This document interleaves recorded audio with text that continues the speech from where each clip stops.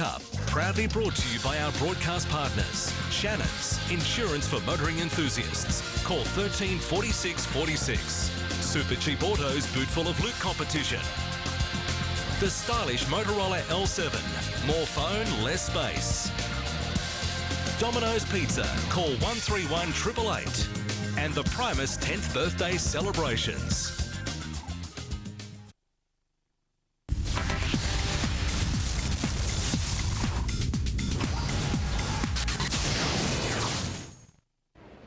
Well, the Nab Cup may not be the real thing, but try telling that to the Crows and the Cats. Tonight, there is a premiership up for grabs. Will Adelaide reign supreme here on their home turf at Amy Stadium, or will Geelong win its first title of any kind in 43 years?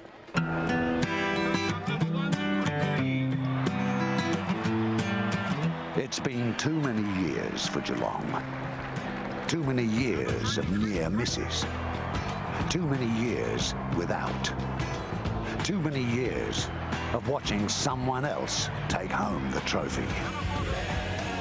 So while the real thing is this team's aim, He kicks a beauty! and September remains a long way away, Miraculous goal! this is serious. For not since Bobby Davis and his Cavalier Cats were the kings of the caper has Geelong claimed anything. Alistair orders there, and look at the elated Geelong camp. There's Bob Davis. Over 40 years have passed since then, and that is simply far too long.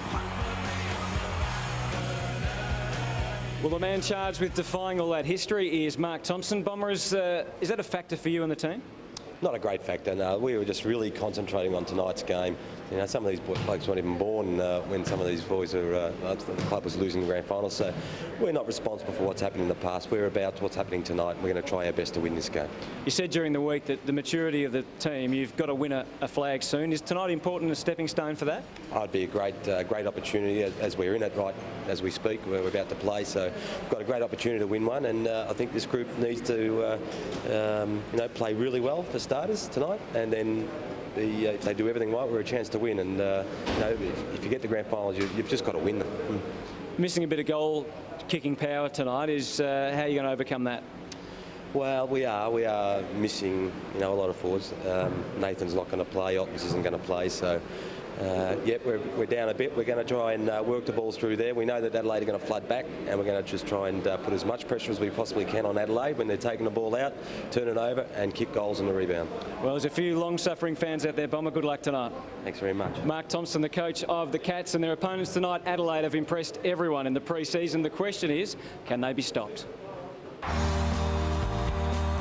The business of winning is what this man and this team are all about. He's a super player. From the first round of the pre-season to the biggest day of them all, Adelaide is a victory-chasing machine.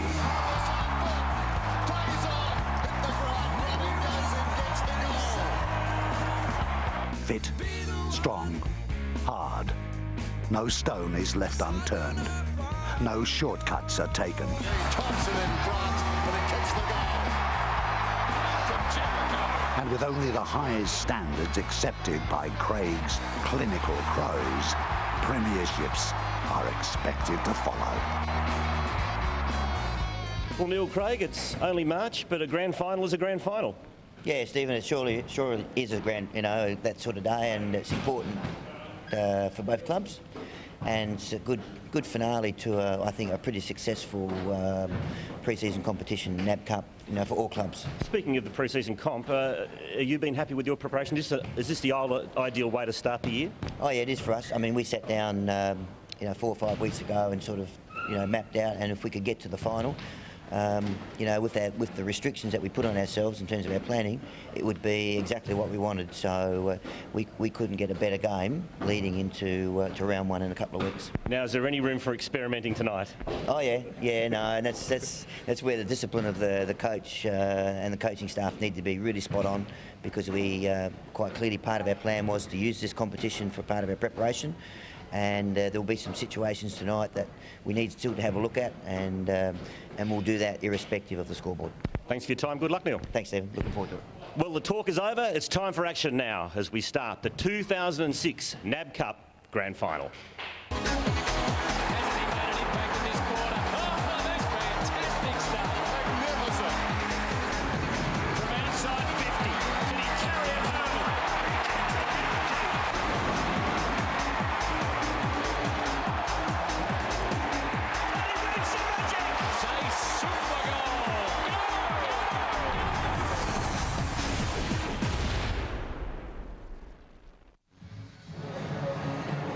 And that is what they're playing for tonight. It's a big monster. It's 6 kilograms, the Nab Cup. It's taken 5 people 180 hours to make. And of course, the winner tonight also collects $220,000. As I say, hello and welcome to Amy Stadium for the Nab Cup Grand Final for 2006 between the Adelaide Crows and the Geelong Cats. It is an absolutely cracking night for anything, let alone football, Rob Walls. This is going to be a lot closer than maybe the experts think. They're two well-drilled teams, they're well-knit, and they play similar styles of game. They do, Stephen, no doubt about that. I think the Adelaide Crows have done everything right in the last 12 months. Lost the final last year to the West Coast Eagles, but they've got a lot of experience, and also the coach has blooded a lot of young players, and we'll see them in action tonight. On the other hand, Geelong, they just continue to impress. I thought they were very good last week, getting up in that last quarter against Fremantle. Most people don't give them a real chance tonight, but they will be super competitive, I'm sure. Bart Thompson mentioned the lack of height. It is a concern for Geelong. It is, because you've got no Stephen King and no Brad Otten, so his two best ruckmen won't be out there. But Cam Mooney has been a real surprise pack, and he will give a real contest around the ground. May lose the hit-outs, but he'll get plenty of ball around the ground as a follow-up. But you've got to go for Adelaide. Well, you do, particularly here on their home ground, and you know, the crowd just keeps filling in. We thought that it might be about 20,000. I think it'll be a lot more than that. Adelaide have had a wonderful start. I mean, their form has been as hot as we've seen it for ages. It has. They say that the team is super fit. Look, he's got a science background. He's the coach I'm talking about, Neil Craig, and there's no doubt that they are super well prepared. Just talking to a few people over here, they say that his training programs are second to none, and I've got no doubt that in 24 months' time, there'll be all the coaches around the country coming here to Amy Stadium to see what this coach does with his players, because their preparation is near as perfect as you can get, and they want to play for him. That's the important thing. The players really want to play for their coach. Well, it's time now to hand over to our Master of Ceremonies here, Craig Willis, as we welcome Geelong onto Amy Stadium for the Nab Cup Grand Final. Ladies and gentlemen, would you please welcome to Amy Stadium the Geelong Football Club, led by their captain tonight, number 30, Matthew Scarlett. Number 3, Jimmy Bartell. Number 4, Andrew Mackey. Number 8, Josh Hunt. Number 9, James Kelly. Number 10, Kane Tenace. Number 11, Joel Corey. Number 13, Tom Lonigan. Number 16, Charlie Gardner. Number 17, Shannon Bryan. Number 19, Matthew Egan. Number 21, Cameron Mooney. Number 22, Henry Playfair. Number 24, Mark Blake. Number 25, Matthew Spencer. Number 28, David Johnson. Number 29, Gary Ablett. Number 32, Brent Primsall. Number 33, Jared Rook. Number 35, Paul Chapman. Number 37, Will Slade. Number 39, Darren Milburn. Number 44, Corey Enright. And number 45, Cameron Ling.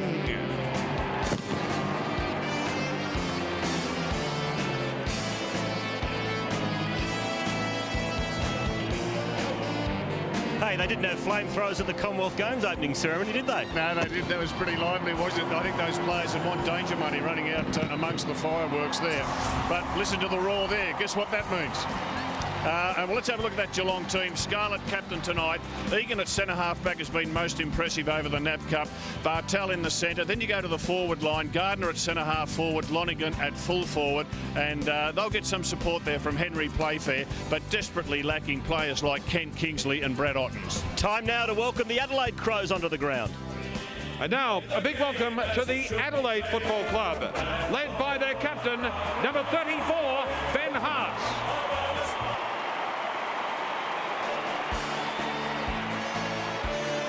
Number 3, Chris Massey. Number 4, Matthew Clark. Number 5, Scott Thompson. Number 7, Nathan Van Berlo. Number 8, Nathan Bassett. Number 9, Tyson Edwards. Number 10, Matthew Bode. Number 12, Robert Shirley. Number 16, Ken McGregor.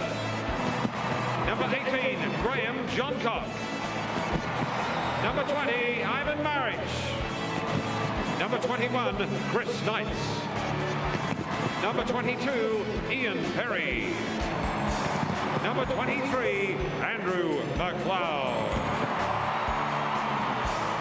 Number 24, Brett Burton.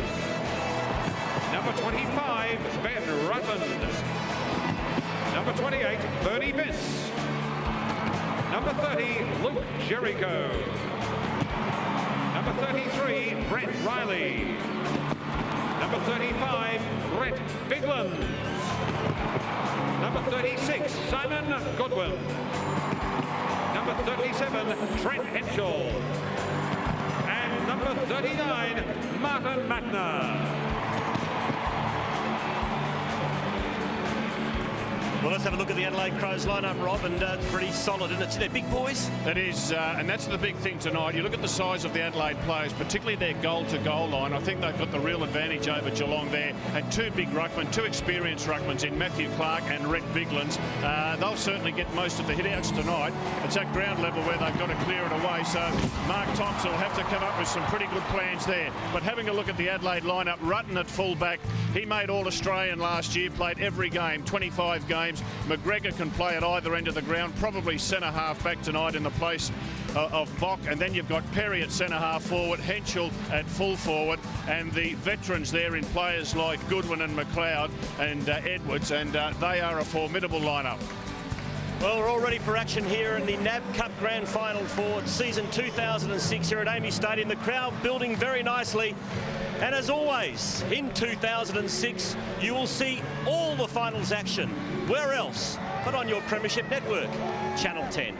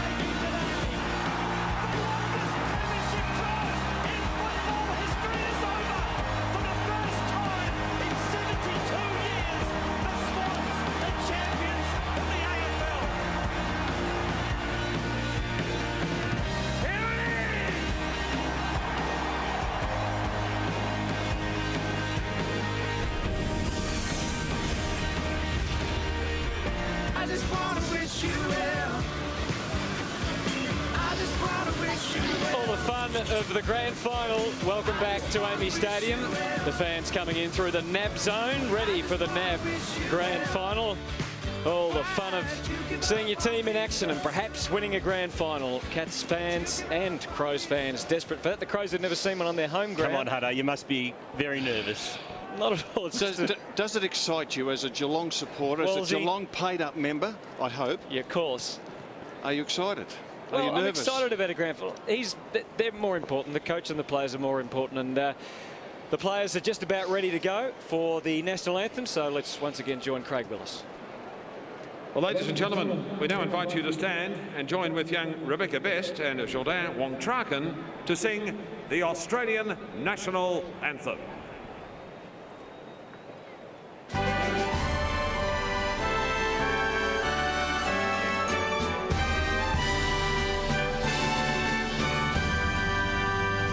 Australians, oh, let us rejoice, for we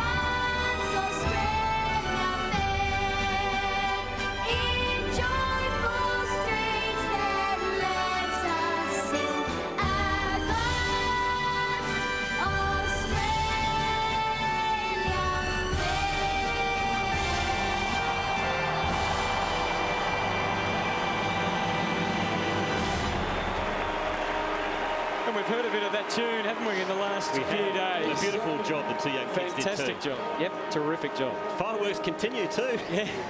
There's a few left over after Wednesday.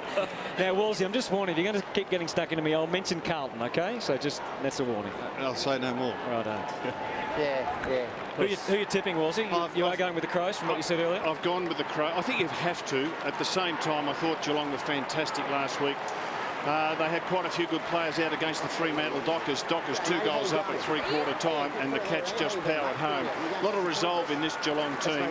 And look, both of them, I think, will be playing finals in September. Both of them, I'd be surprised if they didn't finish top 4. So we're looking at a couple of quality teams, and particularly this Adelaide team. They've got a lot of players there who are getting towards the end of their careers. Mate, you're going to the call. So if you can give the call in a big spin for us, go for it, mate. Good spin. And it is a head. Got your fellas, well done. Let's go straight down to Christy Malthouse. G'day, Christy. And that means that Geelong will actually kick into the breeze in this first term, which should give them quite an advantage because there is quite a strong breeze blowing downfield now. It has picked up in the last half an hour. And with it, the temperature has dropped, an expected low of 12 degrees tonight. That hasn't kept the spectators away. It may not be the season proper, but it is a grand final and they are excited and they're confident too. They've had a state election today, which means that has dominated the press all week. So it's been an unusually quiet build-up for the Crows, and from the supporters I've spoken to, that says that should suit the club to a T. Who'd you tip in the election, Wolsey? I think Labor might get in, Hutto, but not interested in that. What I'm interested in is this Adelaide Crows team, because getting back to my point, they'll have half a dozen players come September who are 30 years of age and older. Geelong, on the other hand, will only have the one. That's Peter Riccardi, who's not playing tonight, by the way. So what I'm saying is that the Adelaide Crows, their window of opportunity to win a flag is in the next 24 months, and they know that, and they're going hard for it. So Hart is the captain for Adelaide tonight, the most capped player for the Crows. 298 games he's notched up, and Scarlett for Geelong. And there's a man in form. I love watching him play, Brett Burton, and he really is running hot in this Nab Cup. He's averaging 20 disposals, 3 goals and 7 marks. Well, he's enjoying the freedom of playing around the midfield because with players like Perry, McGregor, Henschel up forward, it just means that Burton can play as a running midfielder. Big job for Lonergan at full forward for the Cats. Even bigger one for Cam Mooney in the ruck.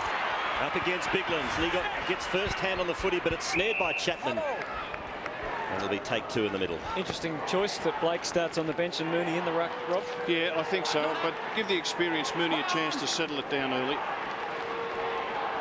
Still plenty of players over the football. What we'll see with Mooney is what we saw there. He'll contest the ball in the air, but as soon as it hits the deck, he's like a second player at ground level. He's very agile, very mobile, so he's 2 players in one. Biglands again did it nicely. Clearing kick by Goodwin. Still inside the centre square. Nice pick up by Tenace. Great tackle by Henschel. Ling with the head over the foot. He grabs it. Handball to Enright. Over to Hunt. Can't break the tackle from Thompson. Now Enright again. Tenace, who's also been good in the Nab Cup. Back to Ling. And he steadies and goes short to Scarlett. The captain tonight, who misplaces his kick. Designed it was for Burns. Beautifully read though. Matner sends them deep. And just a little offline. In fact, it was young Knights who's impressed everyone in the Nab Cup. Very prolific. Averaging 22. And now they're in a dangerous position. Biglands and Mooney. Battle continues. Speaking of danger, Burton, was he held only for a minor moment? Enright's already having to work hard. Corey over the top now. He might have to get rid of this, or he could be in trouble.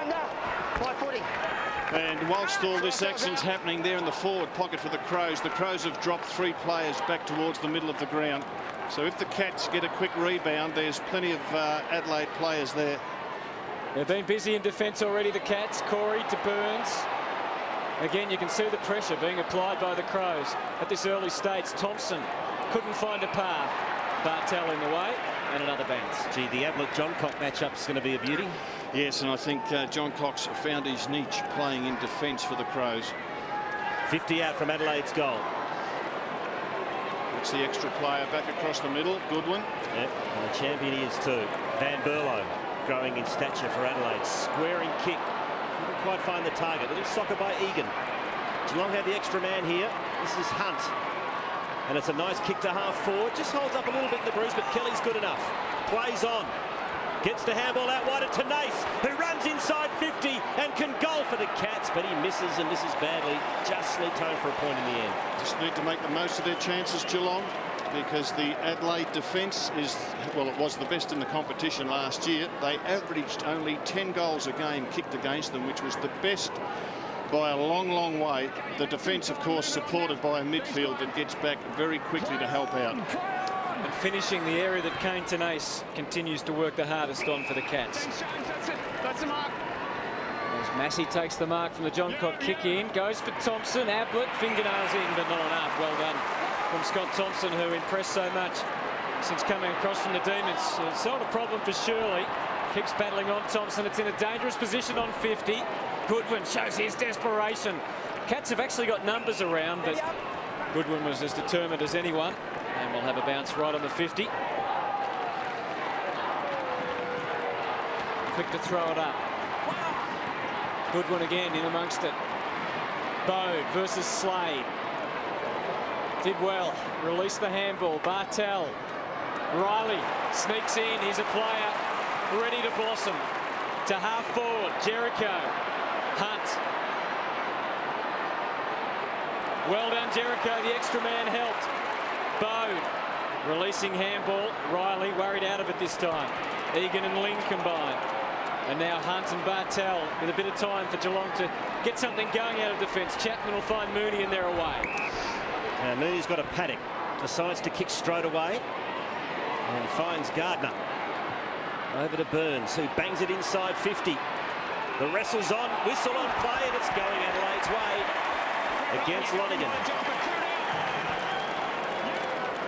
And Rutten wastes no time. Goodwin, who's been prominent early. This is disposal number 4 to the wing. Ling and Burton. Neither could take it. Corey, oh, there's some fancy footwork. Beautifully done. But puts Ling under the hammer. Quick release from Cameron Ling. Back to Corey. Gee, they're under the pump, the Cats. Bartel into the middle, and that relieves some pressure. Been churning up a lot of possessions, the Cats. Not so effective, though, as Hart, as always. Relieves the pressure valve for the Crows. Time for Jericho to try and hit up a target. The advancing target was Henschel. He's also been prolific in front of goals. Bode in the clear and should line up for the first one for Adelaide. It was good use of the body by Henschel, wasn't it? It was, and leading forwards, they've got the Adelaide Crows. They've got players who will...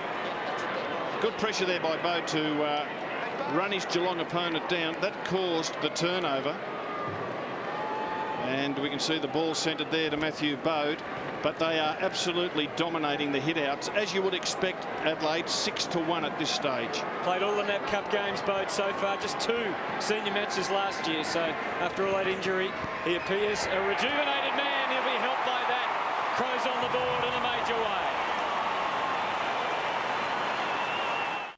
We can compute its riders of cruisers, tourers, nakeds and sports bikes. This is big news. With Shannon's, you have a real choice of insurer. If you garage your bike, Shannon's offers full comprehensive cover, lower rates depending on usage, and even great cover for your riding gear. Now there's a real choice of insurance for bike enthusiasts, so call Shannon's on 13 46 46.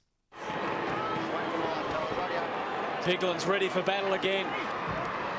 His adversary, Cameron Mooney. Geelong lead by the narrowest of margins. Bartel, Riley, and they're inside 50. Burton and Ling.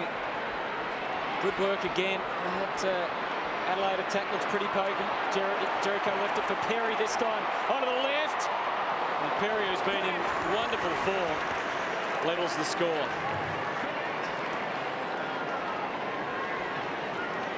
Averaging 8 marks a game so far in the Nab Cup. 2 of them contested.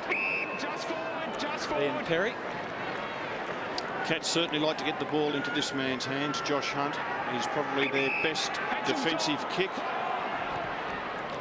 He switches back to the members' side and finds Corey Enright.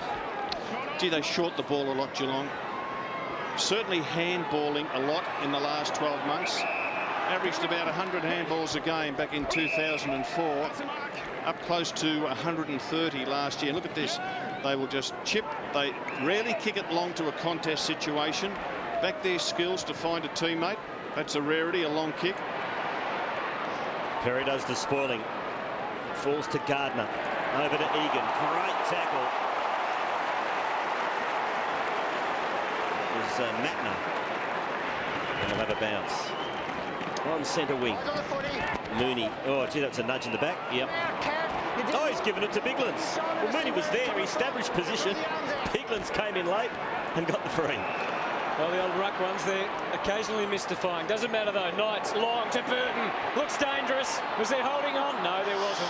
Interesting matchup, that one, Hutto. You've got Burton playing on Ling, and I think the Crows would be happy with that because Burton's playing predominantly up forward. Here's the ruck free kick, and you can just see there the umpire said, well, Cam Mooney, you blocked the run of your opponent.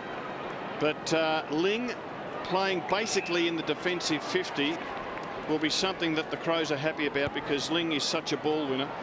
Well, here's this dangerous way Geelong are bringing it out of defence, and it comes unstruck straight away as soon as they try and go long. McGregor, McLeod, and now Matner, and they're long and strong again to fall forward. Burton and Henshaw lurking. Neither of them had to touch it. It just missed. And through from behind. Now it's Matner. Thumping kick, wasn't it? He's gone from being a bench tagger to being a fantastic tackler and great running player.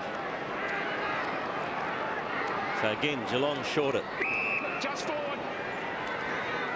Scarlett's got the football in his hands. Acting captain tonight. You've had 7 seconds. Move it on. Play on. Not a lot to kick to, but Ling provides the option. That's it.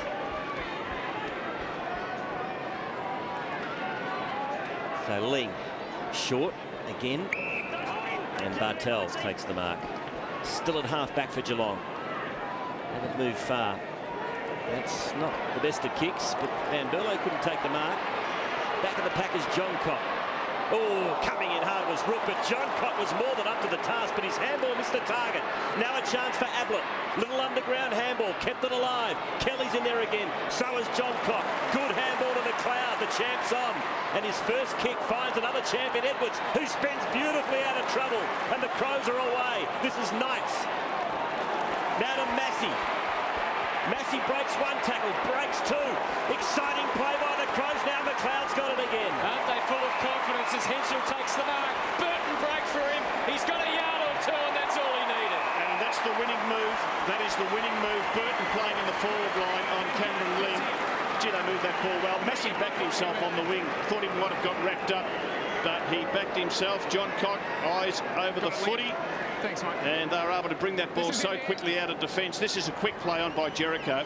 And Burton in that forward 50 just had all the space to himself. Would you think about a move already? I would, because Ling is more valued to the Cats playing around the middle of the ground than playing in that defensive 50. Look at that, he's taken 30 seconds plus. And he's in now to kick for goal, to cap off a wonderful piece of play. And he's done it.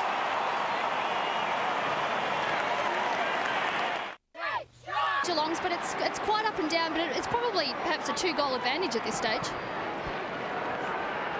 Back in the middle, Blake, who's replaced Mooney in the ruck. Got it to Corey, almost through that. Burns is in there, on hands and knees. Did well, fed it out to Blake. Awkward looking kick from Blake. And he goes as far as John Cock, who again breaks a tackle. Didn't panic. Released to McGregor, and he goes short. Running onto it is Massey. Riding shotgun there is Edwards. Just wills the play to make a lead and delivers it lace out to Matner. Gee, John Cox run hard from the defensive 50. Thumping kick again from Matner. Ling works his way to the front against Burton. 3 Crows tackle him, and they'll have a bounce. 55 out from Adelaide's goal. And there's a shot at Darren Milburn playing up forward for the Cats now. Milburn may well be the one who goes into the back line and replaces Ling. I know they've got Milburn up forward because he helped them win the game last week as a forward, but I think at this stage they need his experience down back.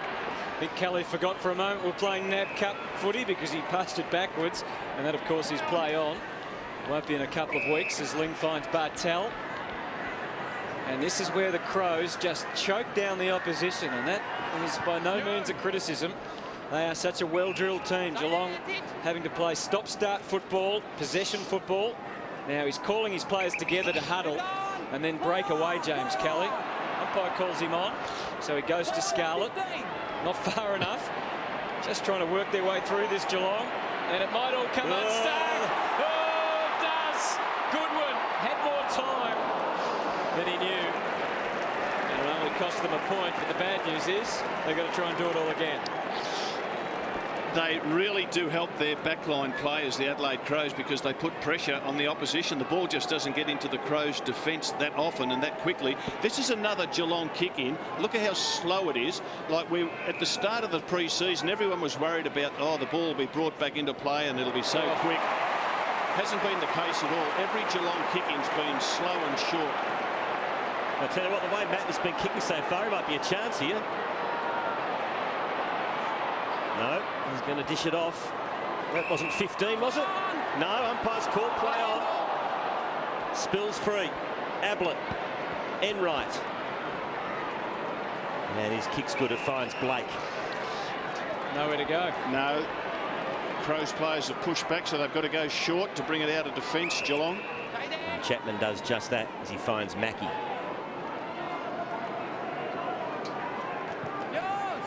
That's an ambitious pass. Almost came off. Milburn couldn't hang on to it. Chapman went on in possession. Umpire said play on. Massey receives from Shirley. Now McLeod. What can the magician do? He puts it out in front of Henshaw. Not quite. Play on. Enright decides to switch. Again, it's an ambitious kick. And Kelly takes the mark if he dropped that. Oh, there was 3 Crows ready to pounce. They were in all sorts. Kelly off half-back again, has to kick to a one-on-one. Corey infringed. Some would say good body work. Corey would. The umpire right on the spot. So they got rid of him early and high. Let's have a look. I like the beard better. Oh. Play on now. Inside 50, Chapman. It's an ill-directed kick. Chapman also has nowhere to kick it. He had to handball Big Blake. Got some treatment after he disposed of it.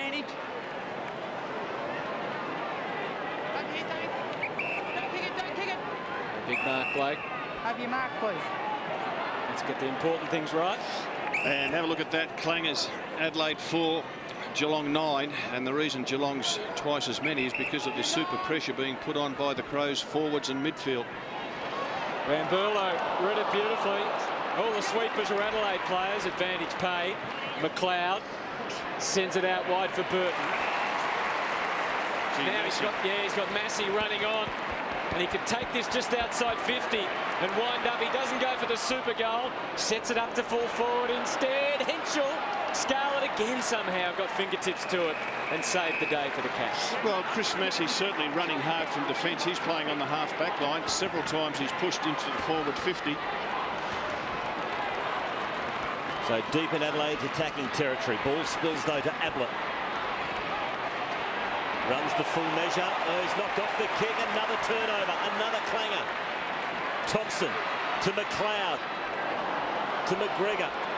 Couldn't find him. Marich is in there. Chapman throws his weight around. Now McGregor has another crack. He's tackled by Milburn. Umpire will bounce. And just terrific running down from behind there. Riley, pressure on Gary Ablett causes the turnover. Bode. Now to Thompson. Around the corner. It's a high ball. Jericho's got the sit. Couldn't hang on to it. And we'll have a throw in. Well done by Josh Hunt there. Adelaide look extremely dangerous as McLeod comes up for a rest, replaced by Knights. Marich and Blake, a couple of youngsters, not too many games between them. Chapman, again surrounded by Adelaide numbers. Marriage 0, Blake 3. Yes. Hutto, you said McLeod coming off, and obviously he's a gun player, but we've been told that the Crows players don't run more than 3 kilometres. They don't go any further than that. They're given a spell. How they measure that, I do not know. But they keep a very close eye on their running players and spell them continuously. Mackie camped underneath it. Read it beautifully. You heard the call from the umpire. Hunt on his wrong side, had to work back to the left. Tried to pinpoint the pass onto the wing. It was a tough one to handle for Rook, and again numbers prevailing for the Adelaide Crows. So well organised. Bassett, a real crowd favourite, heads to half forward, and again the dangerous Burton. Spectacular always. That puts your old 100-hundreds out of whack, Robert, with the pre-season. He's only running 3Ks these days. What about your old 100-hundreds? Yes, that's a thing of the past. Thank goodness, so the players. Some of your old players have still got nightmares. Quick pass in from Burton was okay. That's the 8th forward 50 entry in a row to the Crows. Geelong really struggling to bring it out of their defence and get it past their midfield. But Burton's a new player because for a while there he thought he was a goal kicker. In fact, he won the goal kicking here one year, but I think he's much better suited to this role of playing wing, half forward, occasionally in the goal square. It certainly freed him up. Chris Knights, the 19-year-old, just played the 2 senior games. He used his 30 seconds and then a bit more. It didn't help his kicking. And really, the Adelaide Crows could be a lot further advanced than they are. 10 points is the lead. Let's see what they do with the kicking. And again, slow. Coaches were screaming a month ago that it was going to ruin the game. Prisoners caught. Another turnover, is it? Yes, it is. Riley. Now a chance for Van Berlo as he finds a teammate again in Knights. The only thing the Cats have got going for them at the moment is that whilst the Crows dominate general play, they are only 10 points behind on the scoreboard. So the Crows certainly haven't taken advantage of this dominance of play. Chris Knights and the Eastern Rangers in Victoria. From 48 metres out, that is a beautiful looking kick, and that is home.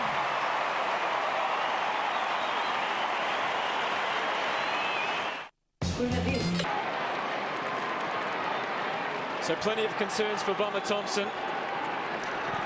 Crows getting online. They lead by 16. Clark's turning the ruck. They're all having a go, the 3 Giants from the Crows. Enright sends Geelong inside 50. Haven't been there too many times lately. Bassett and McGregor combined with John Cock to send it out quick smart. Onto the half-back flank where Knights, the man of the moment, looked around and only saw the hoop, so he decided to blow Mike, decided to kick it. Goodwin muscles his way onto it. And now he's on his wrong side. Forced a handball. Ablett locked on the tackle pretty well. And Riley couldn't control it. Chapman to Ablett. Again, a target miss for Geelong, and they needed to be better. Gee, it was a super tackle by Gary Ablett. And good to see him rewarded.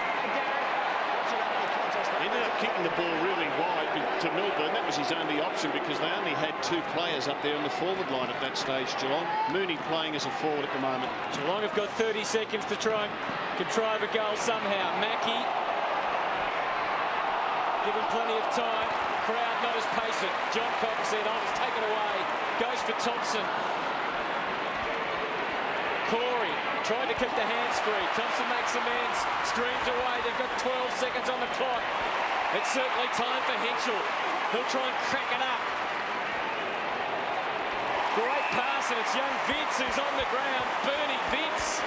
Good mark, Hutto. It was a very good mark. It was a good mark because it was arms fully outstretched with an opponent breathing down his neck. And Scott Thompson would be pretty happy that he had a second opportunity there on the wing because he mucked up the first one. He looks about 14. Well, it seems like if you're playing on the Adelaide forward line, you've got to have blonde hair. Where's he from, Hutto? Vince? Woodville West Torrens. Played in the seniors there last year. Did a great job coming in late in the season. And he can kick. Look at that. Crows celebrate. Vince kicks the goal right at quarter time. And Adelaide in command, 4-5-29, lead Geelong 1-1-7. Some big thinking needed by Geelong at quarter time, Rob. Absolutely. Look, just a domination there by the Crows, and probably should be further in front on the scoreboard.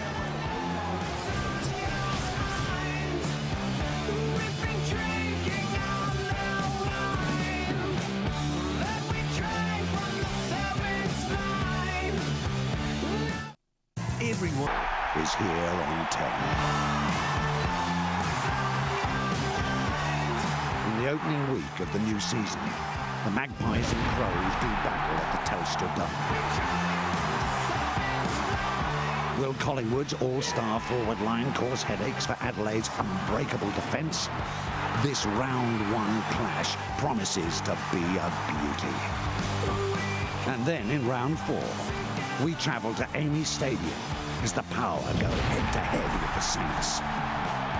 St Kilda's premiership aspirations face the ultimate test as Port Adelaide look to hit back hard. Monday Night Football is here in 2006, only on 10.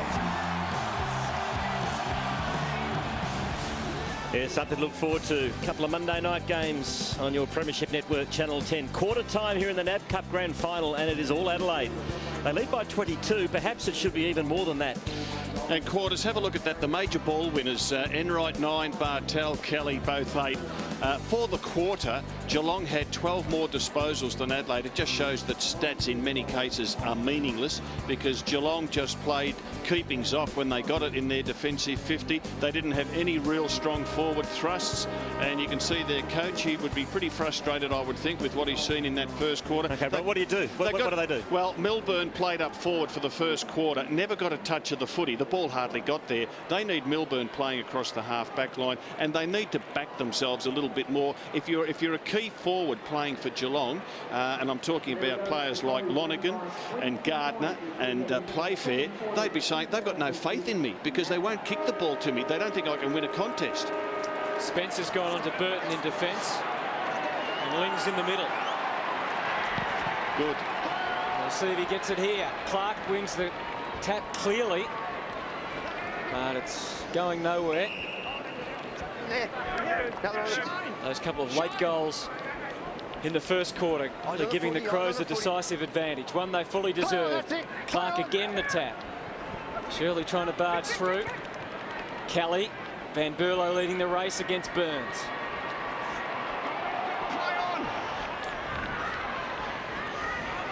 Second effort from both players. Thanks, mates. Thanks, mate. 4-5 Adelaide, 1-1 Geelong. Inside 50 count, 14 to Adelaide, 6 to Geelong. So even though the Cats have had more of the ball, they haven't gone inside 50 much. You call that a handball? Umpire did. Tenace got it away, but hard intercepts. Thompson will fumble. Kelly, usually pretty quick and swift with the hands. Burns, hit and hope stuff. Rook, they just can't get a clean possession. Anywhere near 50, inside 50. Rook, now Burns.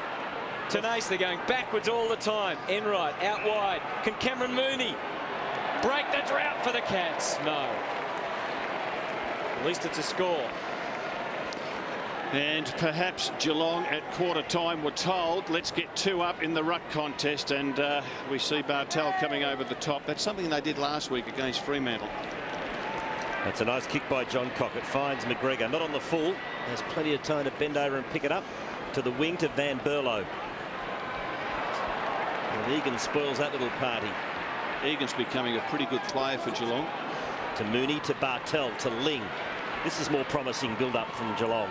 A long driving kick, that's better. Big pat fly, but guess who? The All-Australian fullback in Ben Rutten takes a solid mark, and that's 50. Hit him a bit late. And the umpires are red hot on that. Gee, it was a good, confident mark by Rutten. Man who played every minute of every game in 2005, the All-Australian Ben Rutten. Only 22, Rob. Yes, I know. It was a fantastic story. Only 2 players did that last year, played every second of every game. I don't know who the second one was, though. We'll find out. Might have been Cooter, I'm not sure. Tony, thanks. It's all right. Jimmy, just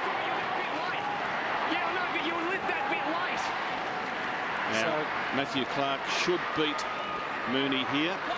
Mooney gets the tap. Clark was trying to do the roving work. Bartel, Thompson ready to grab him. He was swift to move it on. Kelly over the top. Enright, the Geelong midfield. Their prime movers being forced to do a power of work. And it's slow going out wide. Ling to Burns. Looks up, not much on offer. Tenace is there. Can he find him? He can. Well done. Now Tenace loses the footing and handballing automatically onto Enright. Squeezes one. Ling just drifting into the pocket. Ball didn't get there. Hart. Pretty effective little stumble. And that's a great tackle from Rook, who I think set the record for tackles in a game in the final last year against Sydney with 15. Yeah. Just one more would have been handy on Nick Davis. Let's have a look at that tackle again. Does well because he hits the arms and forces the ball out of Hart's hands. He therefore misses the boot. Not that we can still remember that. Van Berlo gets it to Goodwin and they are away again. Thompson to half forward. Perry. Oh, he's outmarked beautifully by David Johnson, who's up on his feet. He looks set for a good season, David Johnson. Plagued with injuries in recent years, but solid in that back pocket position. Mooney's got it in the middle. There's Milburn. That's his first stat. His first touch.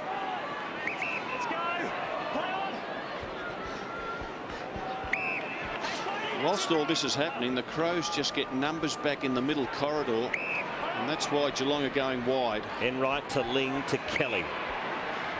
Now the lead's on in the pocket.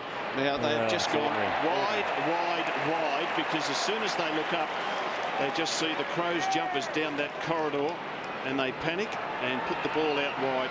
Plays into the Crows' hands. This is Scott Thompson.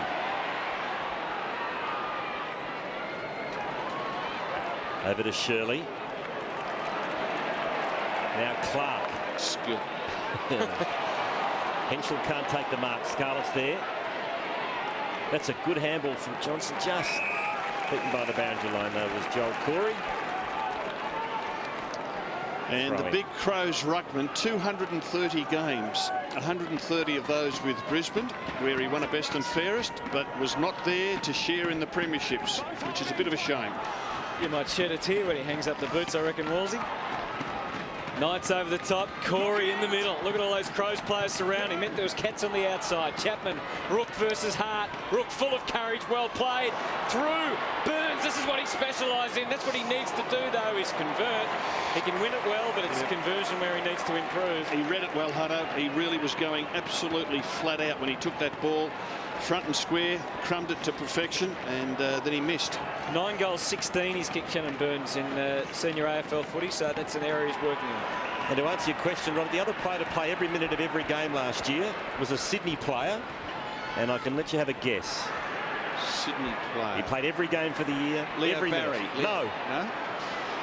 He comes from Ireland. Ty Kennelly. Geelong go back inside 50, and there he is. Clark. Robert Walls on the seat. Some round of applause. Over to Edwards now, and the Crows again trying to build from halfback. Not as many targets this time for them. They weren't able to sweep with the usual numbers. So Milburn with some help from Scarlett. Even then, the perceived pressure was enough to make it pretty hard going for Geelong off halfback. That was young Spencer giving it back to Scarlett. It's just 50-50 stuff in the middle. From the boot of Rook. Enright dispossessed quickly. Again, the Crows swarming. Matner's handball intercepted. Burns tunnelling it out the back. Tenace trying to be bold. Cats need to be. Slade to half forward. Lonigan's gone on a long searching lead. Gets a kind bounce. Again, forced to go back before they can go forward. Bartel. Kelly against the odds. Couldn't get there. And the strong overhead marking of Matthew Clark is on display again. And he's got a 50-metre penalty. Rocket Gibraltar back there. This is the time that the Cats have made their move. They've had 7 forward 50 entries in this quarter. The Crows have had just the one, and we've gone 7.5 minutes. So the Crows coach will be pretty disappointed with what he's seen in this first 7-8 minutes of the second term. Cats have had 42 more disposals than Adelaide, 130 to 88. It's amazing, isn't it? And Enright's got 16, Kelly 13, Bartel 13, Ling 11. Goodwin's the leader for Adelaide with 8. Henschel over the head, not a bad snap, it's better than not bad. It is a goal. They thought they were hunting a backyard forger. How wrong they were. You might want to take a look at this. It's a plan for an assassination. 8:30 Monday. How can two brothers outthink a mastermind? I don't know names. Only a code reference. Condor. When the killer's got the connections and he's dead on target. No one knew about the move. I mean, not even the jail staff. Protection is impossible. I think you were face to face with Condor. But the plan to catch him is pure genius. Numbers, 8:30 Monday. And the man in picture there, well, Henschel, who kicked the goal, but Matty Scarlett, I tell you what, Hutto, if I was a Geelong coach, I'd put Scarlett into the forward line. Well, why not? He started his career there. Yes, for about 1 or 2 games. Mooney gets it to half forward. Now, Bartel. Again, look at all those Crows players reading it well. Massey and now Edwards out wide. They're just shoveling it around, protecting each other. This is Thompson. Hemmed against the line. I find that's not a great kick. And Enright intercepts. Into the middle to Tenace. Again, waiting till there was a man on the mark before he moved. It was good decision making this time, though, to give him credit. As Mooney takes the mark. Will he go for the super goal? No, he won't. He tries to pierce the Adelaide Crows defence, and he's successful. And it's in the arms of James Kelly. Well, have a look at that, disposals per goal. And Geelong, 136th. Well, they've only kicked the 1 goal. That could be halved after this kick. Let's hope it is. But they have been fiddling around with the footy, the Cats. 7th and the best and fairest last year, James Kelly. Highly skilled, and he shows it there. Shannons don't just insure Gogomobiles. No. He's right, and the big news is Shannons is now into bikes. If you're a bike enthusiast with several years of experience, you finally have a real choice of insurer. And that's got to be good for anyone that garages their bike, whether it's a cruiser, tourer, naked or sports. Now there's a real choice of insurance for bike enthusiasts, so call Shannons on 13 46 46. Gary Ablett getting ready to come back on. Cats cut the margin back to 20. Nab Cup Grand Final 2006. The Cats going to attack once again, but only as far as Van Berlo. Cats have made the move with Milburn. He's gone into the back half. To Thompson. That's a real hamstring test at a Rutten. Johnson got dealt with fairly. He hasn't got up yet either. Then into the big body of Rutten. There's Milburn. Dangerous handball. They're under the pump, the Cats here. Knights. At that time. So here's a break for the Cats. Bartel at half back. The lead's on from Lonergan. Oh, well done, Hart. The veteran got there. Lonergan quickly to his feet. Did well. Got it to Ling. Well played by Lonergan. Bartel. Now Blake. Back to Bartel again. That's disposal number 17. Chapman. There's a steadying bounce and pumps it long. Mooney's there. Mooney flies. McGregor does the spoiling. Great roving by Ablett. Kelly. Not a lot of support. Now fires off the handball. To Rook. Yes. Goal Cats.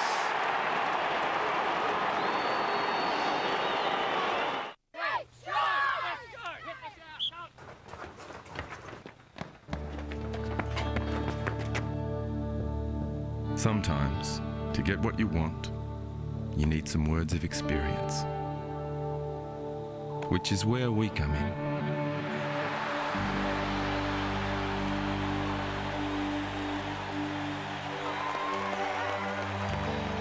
So what is it you want?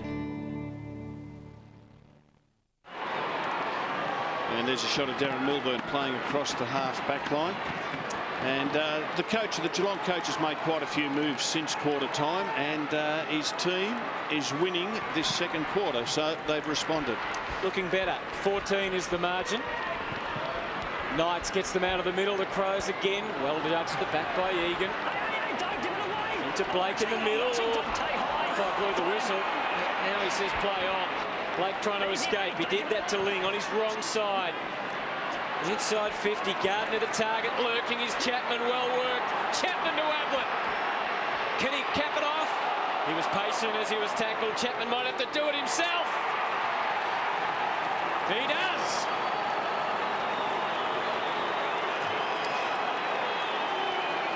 And great combination between the two small Geelong half forwards. And we see Chapman in the right spot there in front of the pack. Quick handball over to Ablett. Terrific tackle there by Rutten to hold Ablett up. But Ablett has the composure. He does the 360-degree spin. Keeps his hands free. And just provides the opportunity for Chapman to angle it on the boot. And you can tell those two players love playing with each other. They're the future for the Cats.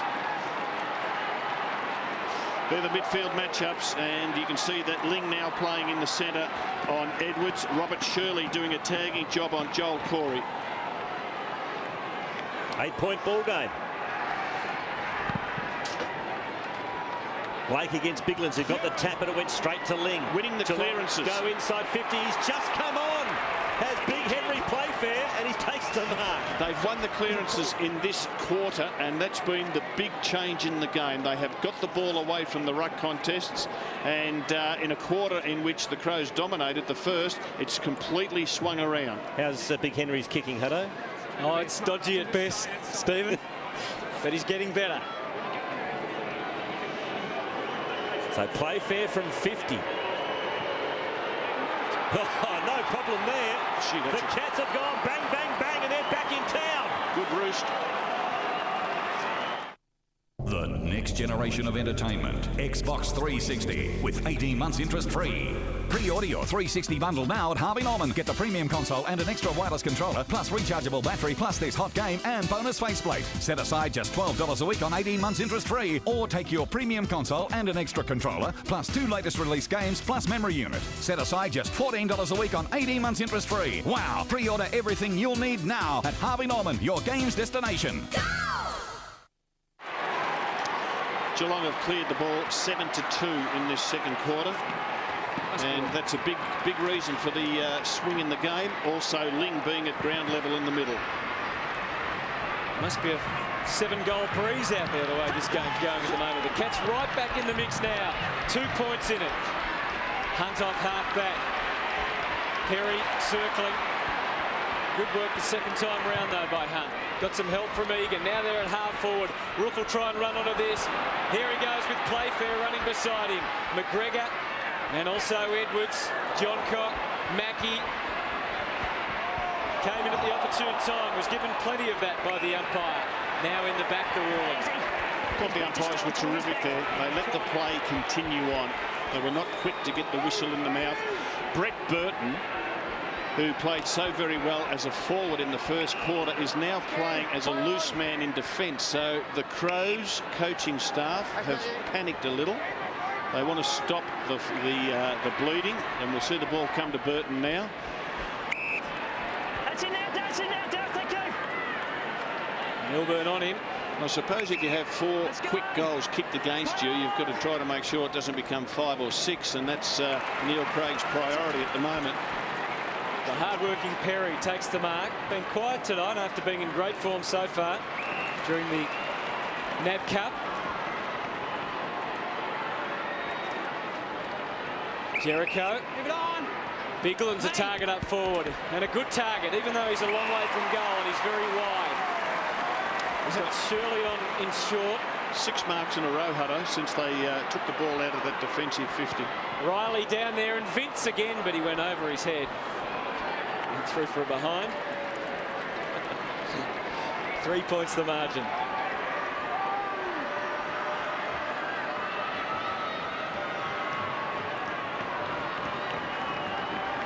So Hunt decides to play on. Oh, he's run himself into trouble here. He doubles back.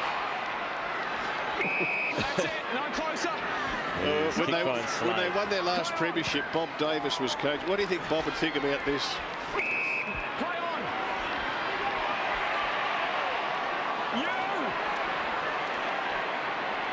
Corey. They're pretty at the moment. Egan. Back to Corey. Oh dear, this is ugly at the moment. Over the top to Prismal. Oh, somehow got rid of it. Did it well in the end to Enright, who pumps it long, but it's all Adelaide. There's 3 there. And McGregor's the man that wins the raffle.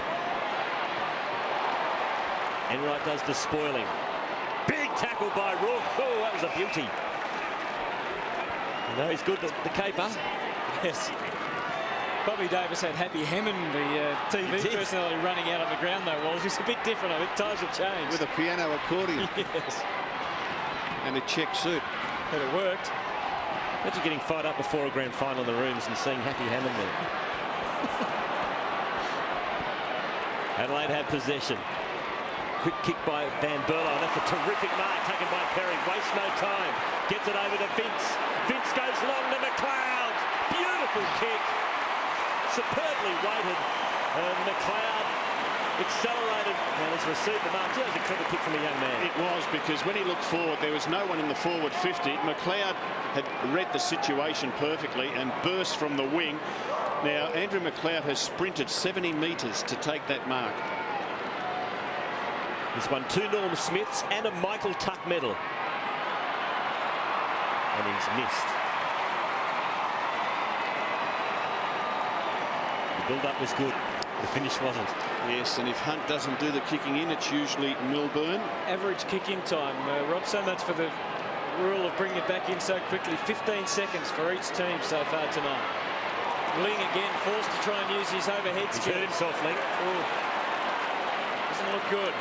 He's pretty durable. We'll see whether he recovers from that. Meantime, Crows going forward again. I reckon it's an ankle. Riley. Oh, no. Maybe higher. Certainly pointing to his knee. And a loose man inside 50 is Van Berlo. This could be a big turning point in the match. No 9-pointers so far. And this mark was inside the 50, so it won't be 9 as Ling comes off the ground after that. Being carried off. Just kicked the 1 goal so far, Nathan Van Berlo, in his senior AFL career. 11 matches.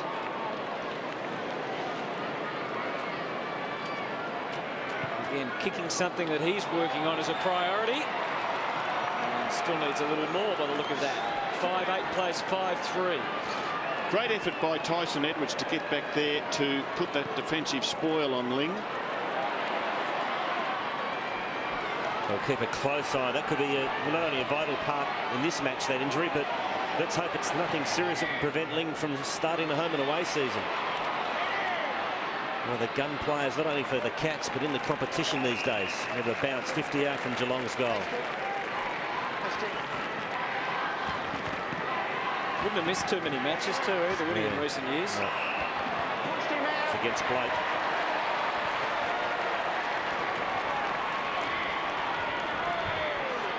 Geelong are due for some luck too on the injury front this year. Crows don't have a player in their forward 50. Goodwin to McLeod. How many times have we said that over the years? Just a mass of players around the middle. Perry provides the lead. They still don't have a player in the 50. Now they do.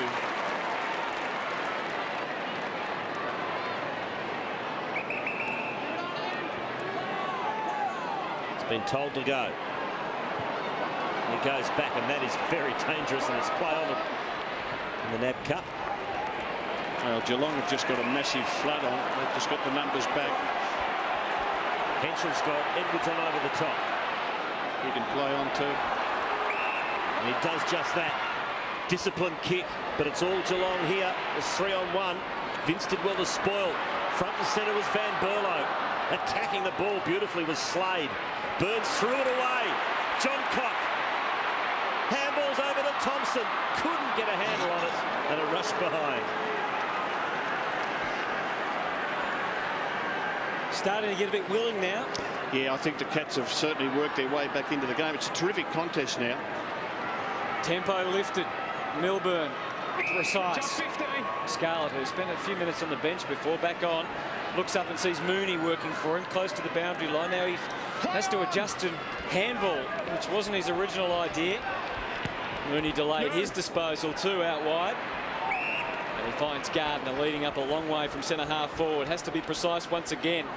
and finds Jared Rook, who's been in the thick of it in this quarter. Bartel, the target, swarmed by Crows. Had to convince the umpire that he genuinely wanted to get rid of it, and in the end he did. Bassett receives from Banburlo, who's been busy. Now some run. Brett Burton, he can do it all. He takes the big marks. Unfortunately, though, he lost everything there. High one to full forward. Perry in the middle of it. Vince again. A bouncing ball to full forward. Do you reckon Burton That was shades of Gary Cowton. Oh, I thought Burton had thoughts of a 9-pointer. That's all he was thinking of. In the rough, I think. So play resumes. Prismal. Over to Scarlett. To Mooney. Back to Prismal, to half forward. And mark to Spencer. Another throw in. Well, at quarter time, it really looked all Adelaide. And there's Burton. Burton just sitting back in that defensive 50 by himself. So they've certainly put the brakes on the Crows. 20 seconds remaining in the first half. Got the Roo coming up at half-time, Anthony. Yes, chat to him. And I know you're going to have a chat to Joe Silvani. And the Big Dipper. And the Big Dipper. Burns' kick inside 50. Adelaide couldn't afford to make a mistake there. Nathan Bassett streaming out of defence all of a sudden. The siren stops him in his tracks, so a much better second quarter by Geelong, and we've got an entertaining grand final on our hands. Well done to the Geelong Cats. They fought back particularly well in that quarter, outscored the Crows, and we've got a real game on our hands here. Just thought that the move of Milburn into defence and also Ling into the midfield, they were the main reasons that they got back into it, and a couple of players up forward in Playfair started to look dangerous. Half-time Nab Cup Grand Final. Crows lead the Cats by 7.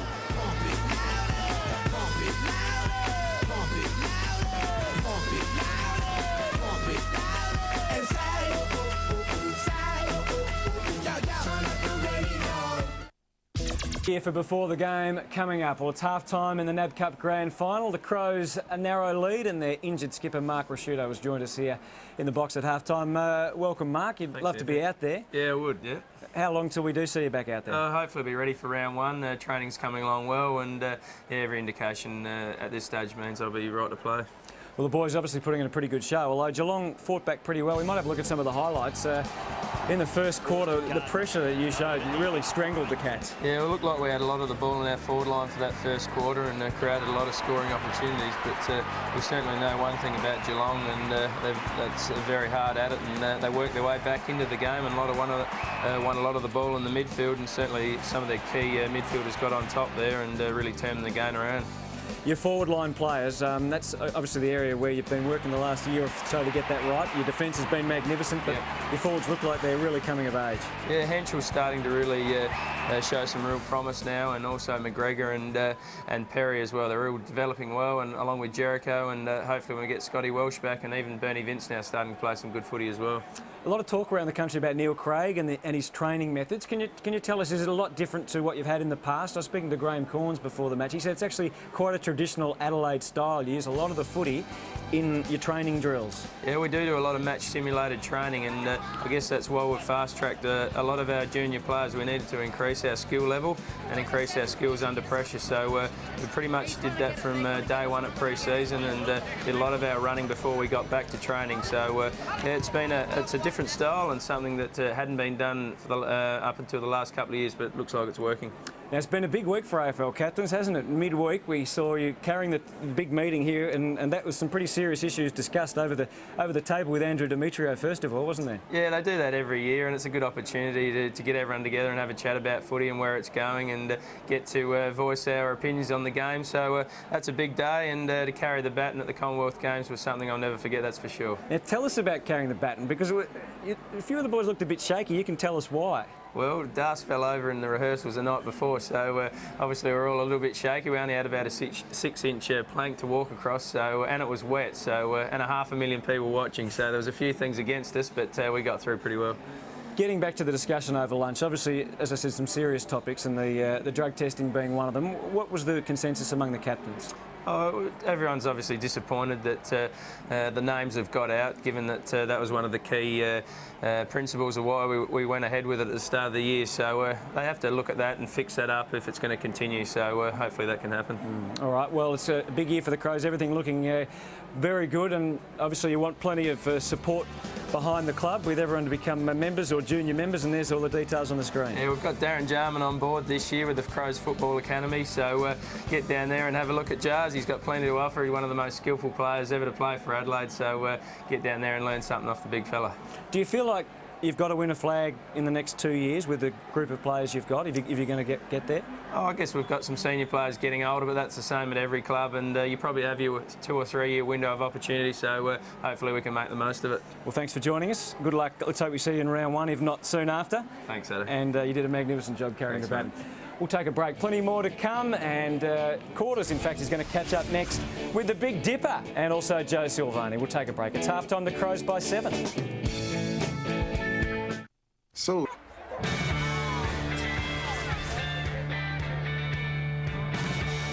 Well, there's a familiar face on Amy Stadium, Stephen Silvani, the former Carlton champion, the legend of the game.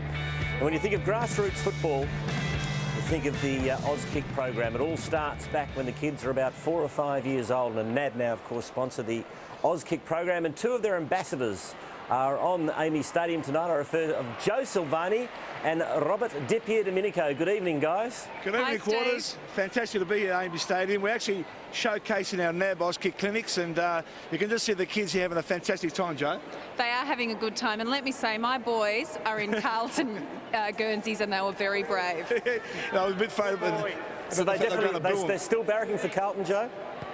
Jack was a little confused, but he's back on the Blues since they beat the Bulldogs last night. Now, tell us about your involvement in the Auskick program and just how vital it is as far as grassroots football is concerned. Well, my involvement, I am an Auskick mum, and the NAB, I guess, got wind of that, and so they asked me my opinion on what I thought Auskick was all about, and I told them because I was part of the program, and now they've employed me to tell the people how great it actually is, and it is great. It's a fun and safe environment for the kids, and from a mum's perspective, that's a very sure thing. And she does a terrific job there, Steve, and my enrolment is that I've been involved for the last 5 years as the ambassador of Auskick. Been travelling around this great country of ours, and we now have 145,000 registered Auskickers, and it's just terrific to see them around just playing the game that we all love. And about 2,500 centres across this great country of ours. You can just see the kids having the ball tonight, and the support of NAB has just been fantastic. It's their first year on board, and we love the NAB, don't we? We love the NAB, we really do. Enough of that. Now, as you said, Robert, you've been involved in Auskick for quite some time. Is it still as popular as ever? And for the families, the mothers and fathers that want to get their kids involved, and also let's make it clear you can have girls involved as well as the young boys. What should they do? It's absolutely imperative the parents get involved. That's what the whole program is all about. That's why Joe is telling the parents, and they can join them on a Saturday morning and Saturday afternoon. All they have to do is go to the AFL website and aflauskick.com.au and see the NAB website there, and you'll be able to register there, Steve. And I'm also an Auskick dad, or I was. He's a bit old now, Jack, but they get a fantastic backpack too. Yeah, fantastic. And what you get, mate, not only a fantastic program, you get a footy, you get a diary, you get a water bottle, you also get a interactive DVD, and Joe? And you get a wallet, and the NAB have contributed $10 for every child that enters the Auskick. They go into the Junior Saver account, and $10 gets put into their account. So that is fantastic from the NAB. Actually, I'm giving the $10 to every child who joins. So all you got to do is go to your AFL website.com.au and register AFL Auskick. Thank you, Joe Silvani, and thank you, Robert Di Domenico, for your time. Thank you. See you guys. We're going to take another break from Amy Stadium. It's the Crows over the Cats by 7 points at half-time.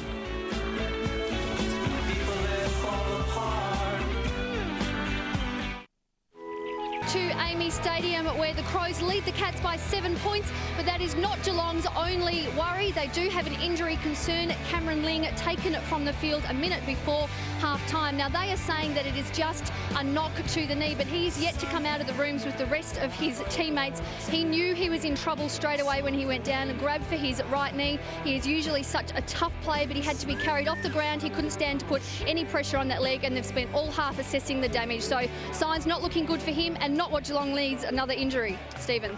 No, let's hope he's okay. That could have serious ramifications for the Cats' 2006 campaign. Now, if you're a bit squeamish, look away, because we see this so often in the modern game. But Andrew McLeod coming back out after half-time, violently ill, wasn't he? We see, as I said, we see it a lot, and these players run and work so hard. He's not starting the third term. It's always a worry when that happens. Yes, he looks pretty crook, doesn't he? He's starting on the interchange bench with Tyson Edwards, and with Ling off for Geelong. Some quality midfielders not out there for this bounce. And it wasn't a great bounce, to be honest. Biglan's took it, gave it to Goodwin, and slick hand movement by the Crows again. Thompson bombs to half forward. Perry was charging out. This is Egan. Boat tries to wrap him up. Bartel, now Hunt. And they've got some run through Slade. Rook the target on the wing. Had a metre or two on Hart. He did well. Yours. And there's Chapman accepting it gleefully at half forward. Now Mooney's back in the goal square, and he's gone to Kelly. Ablett's also down there. Mooney starting this quarter at full forward. And the Crows just pushing more and more numbers back. Kelly forced to kick. Mooney with the contest. Biglan's, it was no contest. Thank you. What are you after? Okay. Kick. And the Cats with the first forward thrust and opportunity to score. It's the Crows by 7. Blake against Biglan's. Biglan's got the fist to it. In there is Ablett. Got the handball out to Enright. Little squeeze kick into the goal square, only as far as Hart. He blazes away. Just got to find someone to take a mark inside the forward 50. Ball squared up to Tenace. It's called play on. Went backwards. Tenace onto the left. Back from whence it came. Bartel. He's to giving Hunt, it to the man who can calling kick. directions. He winds up from 52. It's a thumping kick. It's a goal. Oh, a beauty, a super goal. Well, they orchestrated that particularly well because they were 55 metres out several times there. They took it across the 50-metre arc. And this was the smart play by Bartel. He saw Josh Hunt coming from the back line. He gave it to him because he's probably the best kick in the team, and he didn't let him down. He's booted it from outside 50, tight angle, and what a great shot we have of it there. Hunt on his left boot, scoring the 9-pointer. What a super kick.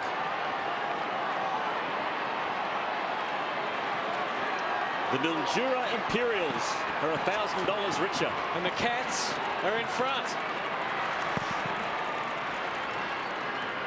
Blake and Biglan's again. It looked unlikely, didn't it, that they would ever be in front in the first quarter. Such was the Crows' dominance. And now they've got to get down and get the bottom up and the head down. Riley on top of it.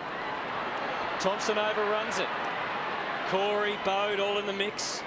Bartel has been prolific. Goodwin, very deft. Burton aligns himself with goal, but not well enough. And it's a 1-point ball game.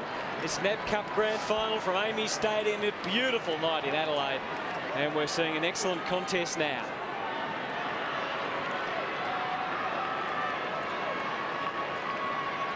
$220,000 in cash to the winner. The runner-up gets half that.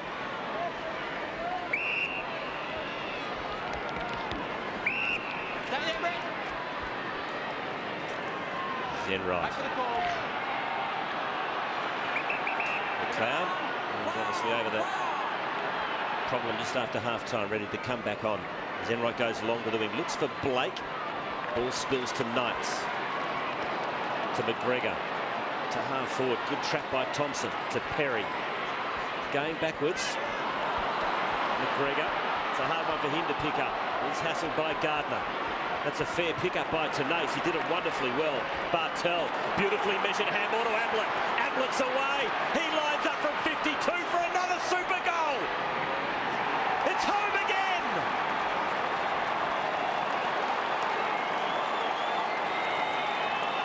That is the business from Gary Ablett.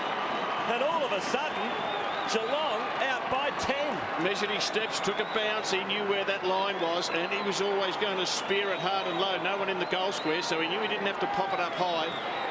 And that is another smart goal to Geelong. So 2 9-pointers, and they certainly deserve their lead. Since quarter time, the Crows have kicked 1 goal, 6 behinds. And Montawari Football Club, where his younger brother Nathan famously stayed and preferred to playing with the Cats initially, $1,000 richer. McLeod re-enters the arena. They have silenced the crowd here, the Cats, with those 2 9-pointers. 10 points they lead by. Blake's tap was there at Knights, gets them inside 50 again, the Crows. Spencer couldn't handle it, Burton couldn't handle it. It's a hot potato all of a sudden. The temperature just turned up a notch or two. And the Crows trying to respond.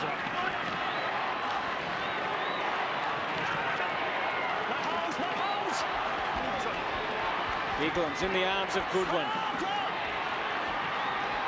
Milburn, blue-collar worker. What we've got in this quarter, Geelong have got a forward line in positions. In the first quarter, you can just see that there's 3 or 4 forwards up there. In the first quarter, they didn't have any. They just all chased the footy, so they've got some structure. Oh, easy. Good stuff. Good take on, easy.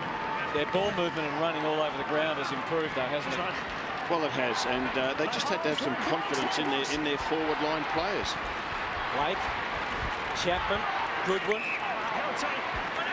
And a pause in proceedings. And in the last couple of years, players like Chapman and Gary Ablett, who were half-forward specialists, now can take their turn in the midfield and be quality players there. Crows work it inside 50. Getting back as Egan, couldn't take the juggler. Hunt, back to Egan. Perry, Bode.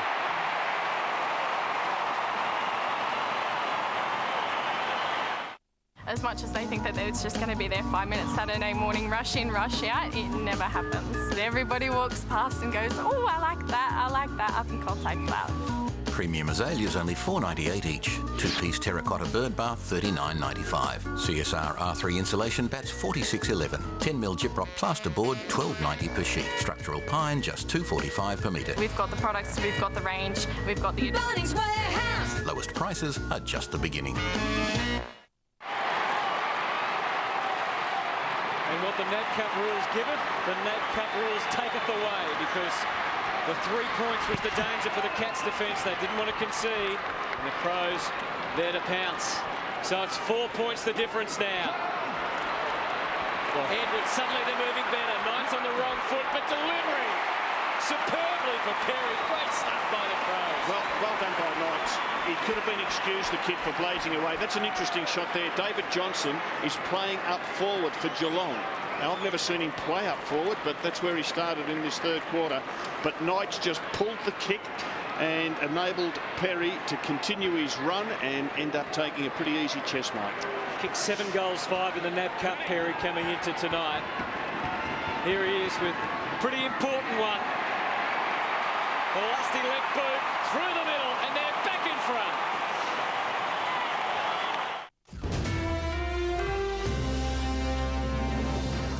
Hello, George Stanikian. Welcome to this 10 News election update. Labor tonight making history. Mike Grant likely to lead the biggest ever Labor government with a majority of up to 11 seats. The state's most marginal seat, that of Norwood, is safely in the hands of the incumbent, Labor's Vinnie Ciccirillo. Liberal leader Rob Kerrin is tipped to concede defeat and resign the leadership at any moment. We'll have a full election wrap for you right after the football. 5th league change in this Nab Cup Grand Final for 2006. The crowd starting to fire up. The Crows back in front by a couple. Clark the tap.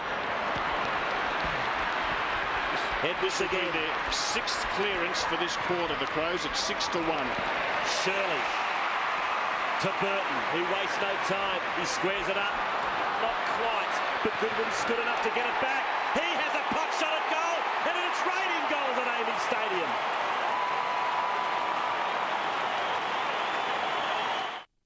What's music's biggest night? The Arias, the Grammys. Australia's brainiest musician. I should have it easy with these blockheads tonight. 7:30 Sunday. It's a battle of the bands. Who painted this famous portrait? David Boone. Honey Rider. No idea. Musos are party animals, so who'll have enough brain cells left to win? There are two categories. And they're both bad subjects. Australia's brainiest musician. 7:30 Sunday. And Simon Goodwin, best and fairest last year, having a spell. 4 disposals in the first 9 minutes. They've had 6-1 clearances at the centre bounces. Maybe the Crows needed to be stung by that cat reply to get them going again. Cats put Mooney back in the ruck and immediately get a clearance. Bartel out to Ablett, and Chapman just trying to move it on at all costs. Here's David Johnson. Thank you. As I said, an unlikely man to be in the forward line. Just kicked 8 goals in his career. Mooney interfered. Took him out. Blocked him. No, he's got a 3. Well, blocking by the Crows. Good call. Tyson Edwards runs over the mark. The umpire doesn't see it. Centre kick. Matner did enough to stop it, but Burns tried to keep it moving. Back to Chapman. Now Milburn. Johnson is the target. Hart runs with him. He does more than that. Somehow he finds the footy. Johnson, I thought, came over the shoulder there. The umpire let it all go. And that's maybe one of the reasons why Johnson's been put into the forward line, and that is to lock the ball up, because he will tackle and he will contest and he will not let it come out easy. Clark got rid of Mooney. Out of the way. Mooney at the front position. Max here, please, Matt. You heard the call. Now again, he's in super goal territory. Doesn't try for the big one. Instead sets it up for the leading Playfair. Good kick. Takes the mark, kicked a beautiful goal earlier. Well, he did kick a good goal, Playfair, and he kicked it about 65 metres, so you would think the distance won't worry him. He'll have to kick from outside 50. There's the ruck infringement, which went Mooney's way. And you can just see Playfair playing behind his opponent. Rutten was able to sneak away. Last year he kicked 17 goals, 14. This is all of 50 metres, and you can see the distance just worried him enough to affect the accuracy. And the margin is now 7 points once again at AAMI Stadium. Let's go down to Christy Malthouse with the latest news on Cameron Ling. Well, the latest news is that he has come out of the change rooms. He's sitting on the bench, but he has changed into casual clothes and he has his knee all strapped up. So it looks like that's the end of the night for him, and really not good signs. That's terrible news. There's a good mark, solid marks taken at half-back for Adelaide by Shirley. It's a high ball to no one in particular. Christy, I wonder what's the wind situation like at the moment? Oh, it's really up and down. When it picks up, it's really quite strong, but then it dies down quite considerably. So it's really up and down at the moment. 7 points the margin. Mooney, Van Berlo, high one again. Couple of one-on-one contests there. And the umpire didn't like one of them. Infringement goes to Burton. 6-pointer against Egan. 6-pointer, said the umpire, so if he kicks it, it'll only be worth 6 points, and I suggest he'll have a shot. You can just see him backing back there, and yes, it is a free kick.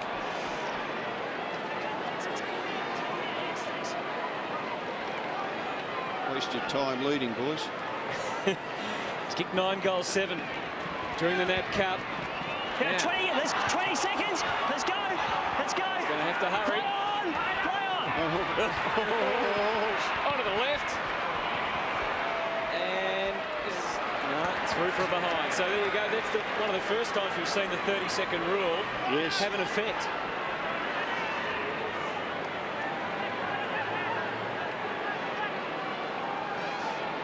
So Hunt to do the kicking in once again. He gets the hurry up too. Just came off. That's it, Bert. Heart in the mouth stuff that. A couple of goals behind last week in their semi-final, Geelong against Fremantle, and they finished very strongly to win. Backwards play on, Matty. Into the middle, there's a couple of cats there. Slade runs himself into trouble, but got the handball away. Kelly. Good work by Burton to partially smother the handball. Slade has another crack. Comes out to Adelaide. They've got 3 loose players here. One of them is Vince. Vince for a super goal! Yes, sir!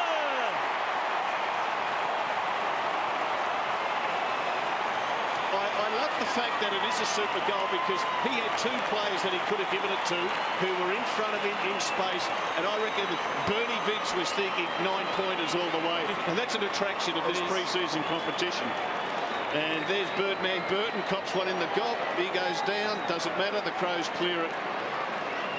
Bernie Vince from the Stansbury Football Club, picked 32 in last year's national draft, and he can play.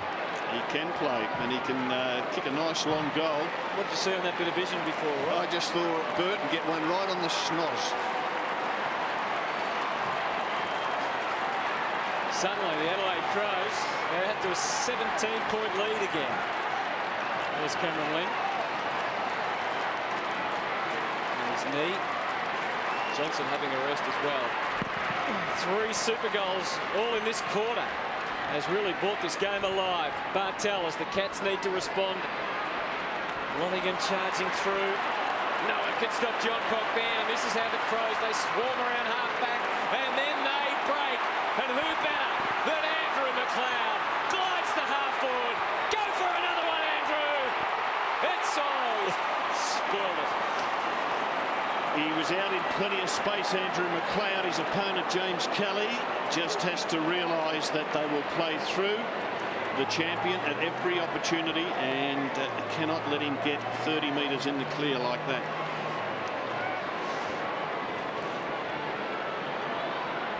From the kick in, Spencer takes the mark. Goes short to Corey. He's having his 12th disposal to the wing. That's a solid mark taken by Milburn, who wastes no time. Good kick too. Peeling off was the hard-working Rook, and he's got a lead on from Chapman. They've done it very well, Geelong. From the back pocket to the forward pocket, couple of long kicks involved in it. But their skills by foot are very good. Tough kick, but not impossible. Paul Chapman, who loves a goal. He's got 1 tonight so far. Kicked that in the second quarter. A young veteran, 95 games, just 24 years of age. Second on the Cats goal kicking table last year with 29 goals. Steadier for the Cats. Oh, beautifully done.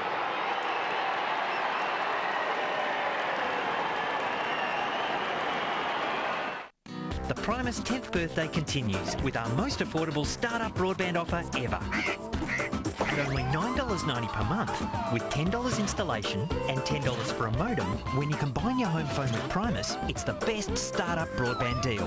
And we've got broadband plans to suit everyone. So join Primus and save. If you're new to broadband or need a great deal, call Primus on 1300 Primus. That's 1300 774687. Hanging on in there, Geelong. 12 points is the margin. Clark with no contest. Lightning stuff.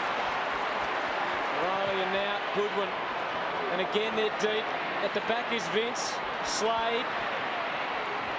And here's Prismal. Thompson bearing down. Just got rid of it in time. In fact, was dealt with after he got rid of it. Play on Prismal. Releases Corey. And Geelong players lining up across half-back now. They can overlap and run. Mooney got Spencer away to his right. The runner in Tenace. Up to half-forward. Lonergan loping. Rutten. Well done by Lonergan. Suddenly, the world closed in on him. Kelly likewise. Massey there to clean up the mess. Matner had to run the big U-turn to find his left. And now he finds Riley. And he's the one with space to work in. A thumping kick from Riley, deep inside the Crows, attacking 50. Waiting at the back is Vince. We might have another crack here. No, it spills to Scarlett, and the Cats luckily out of danger here. So rebound footy. Gardner at half back, a long way from home. Finds Chapman. Gets it to Ablett. Ablett in the direction of Lonigan. Hart went without it. Now Prismal tries to thread the eye of the needle, couldn't do so. And the ball spills. And Adelaide now, they're turning to get out of trouble from Massey. Kick into the middle, finds Henschel. Out wide, looks for McLeod. Lilburn gets there first to Chapman. Enright, run down. Good stuff from Bow. Chapman got legs for a kick. He tried really hard, Bow. He ended up slowing that Geelong attack down. Burton tries to make it difficult for Spencer, which he did, but he gave away the free. Now Corey has to go for the boundary line. Interesting interpretation here. It was touched anyway. That would have been very harsh, deliberate out of bounds, but that's exactly what he was trying to do. And he found his target. Inside 50 stats, and you can see that Adelaide almost twice as many. And you'd think if there's a breeze out there, and we suggest there is, that Geelong will be kicking with it in the final term. Well, mate. Thanks. Just a little bit of a zephyr. Burns inside 50. McGregor lost his footing. The crowd wanted a free. Rutten on the end of it. Matner kept on running now. He's got to get to his left side, but he had on relay Riley, and suddenly they're at full forward and looking dangerous. Vince couldn't handle it. Burton could. Over the top. Jericho smothered. He'll get a second crack. No, he won't. Enright made sure of that. More like rugby sevens than AFL. Oh, he flicked that out in the back too. Jericho's lack of awareness. He had to pull the kick. You couldn't follow through. You see, he gets the handball from Burton, and then he just winds up. It was always going to get smothered. It was like smothering practice, and he's got to be a bit sharper than that. Should the Birdman have kicked, Robert? Yes. Thank you. Milburn. This is a good game of footy. It's tight, it's tough, fantastic tackling. Some great super goals. Burns, oh, he's run himself into trouble. Beautifully stripped of the ball by Hart. The veteran gets it to Thompson. Thompson to Massey. Massey to McLeod. Pops one over the top. Goodwin. Squeezes the kick. It's a good one. Centering kick inside 50. Pack fly, no mark. Oh, Slade! Just poleaxed Bow. That's got to be a free kick. It's actually down with the fend off was high. 30 seconds now, Bodie. Oh, he's worked hard, Bow. No doubt about the free kick. Oh, yeah, he's earned the free kick, and Slade certainly got him with the forearm. But you've got to admire the way this little fella's gone about his footy tonight, and that's probably the one thing that the Crows lack is a small goal-kicking forward. Well, Matthew Boat has a big chance here. He's kicked two straight. Oh, shit. That's a shank. Cross that line, Jared. Crows by 2 goals. That's it. Hold on now. Rook gets Mooney, and the Cats away again. Scarlett, Spencer and Burton. Tough ask for the young man there. Henschel and the experience of Burton prevailing. Misses the target in Knights. Mooney didn't get it either.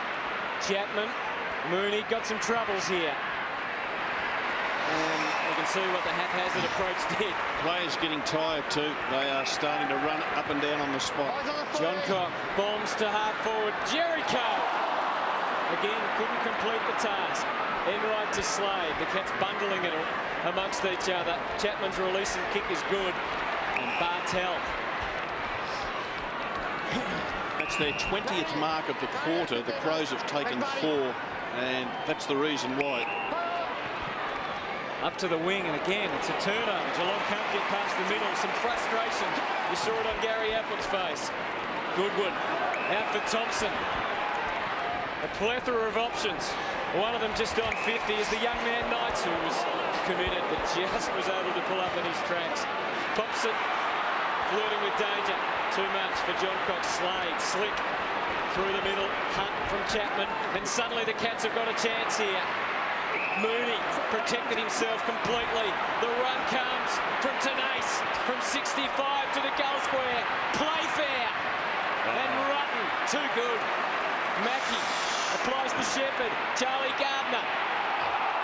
produce. In fact, he threw. What about the effort from Rutten? He's strong. He is strong. He's a hard man to get around. And only a couple of minutes to go, but Jericho's one who I'd be getting off at the moment. He's really struggling up forward.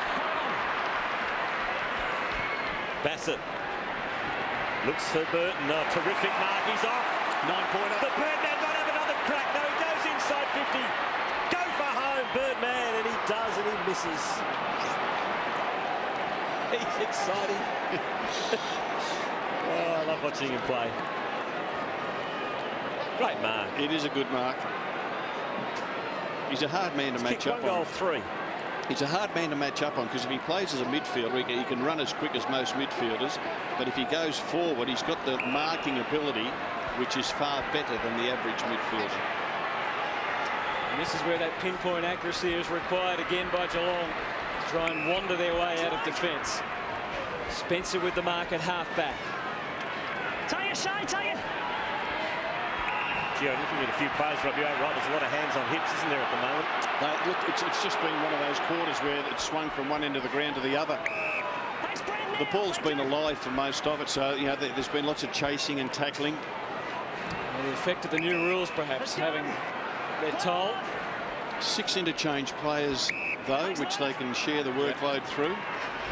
Burns takes it from Criswell, and now Mackie. Patient build-up by Geelong. It's got them to the wing. Fair bit of the way that Sydney play in Geelong. They control the tempo of a game. Where to next? Burns is going to have to kick to a pack. He does. There's mainly Adelaide jumpers there. In the middle of it was Gardner trying hard, but swooping was John Cock. And again, the Crows. Marriage into Goodwin. He's had 10 touches this quarter, Goodwin. And here comes Rutten. But beautifully read by Chapman. And now Geelong perhaps can launch, although there's nothing ahead of Mooney. He can't commit. He did commit. Oh. He had nowhere to go. In the general direction of Gary Adwood, but there's Crows everywhere. Marriage over to John Cock. 35 seconds. Will it be enough time? Well, it certainly is if they can be clean here, the Crows. Jericho, no, it was Hitchell.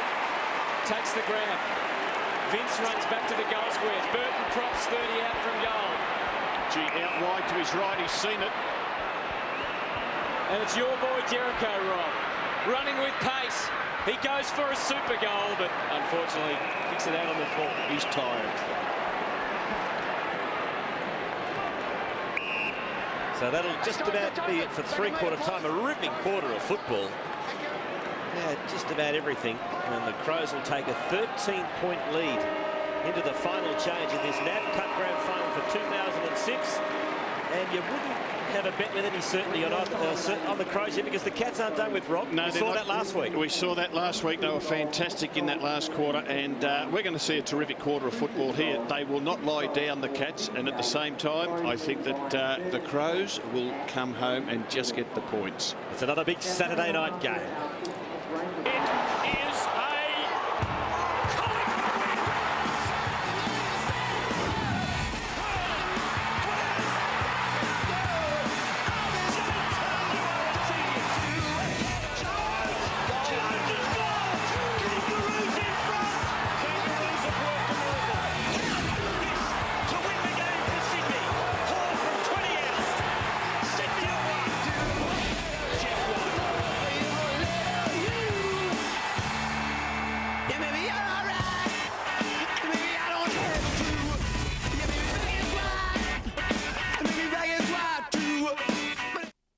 There is a magic door that leads to a secret land where nothing is what it seems, and anyone who enters becomes someone completely different.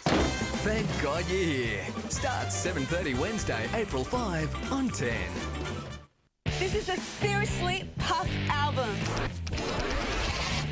For a seriously puff experience, try Domino's new puff pastry crust. Perfection.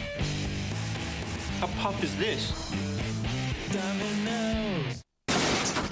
Whoops, need a mirror? Hotline Recycled Auto Parts. Panels, tail lights, even an engine, transmissions. Hotline Recycled Auto Parts. Whatever you need for your vehicle, we've got you covered. South Australia's largest network of auto parts recyclers have banded together, saving you heaps on new parts prices. Hotline Recycled Auto Parts. Fast service, fully guaranteed, expert advice. Call the specialists. One call hits them all. Hotline Recycled Auto Parts. See us on the inside back cover of your yellow pages.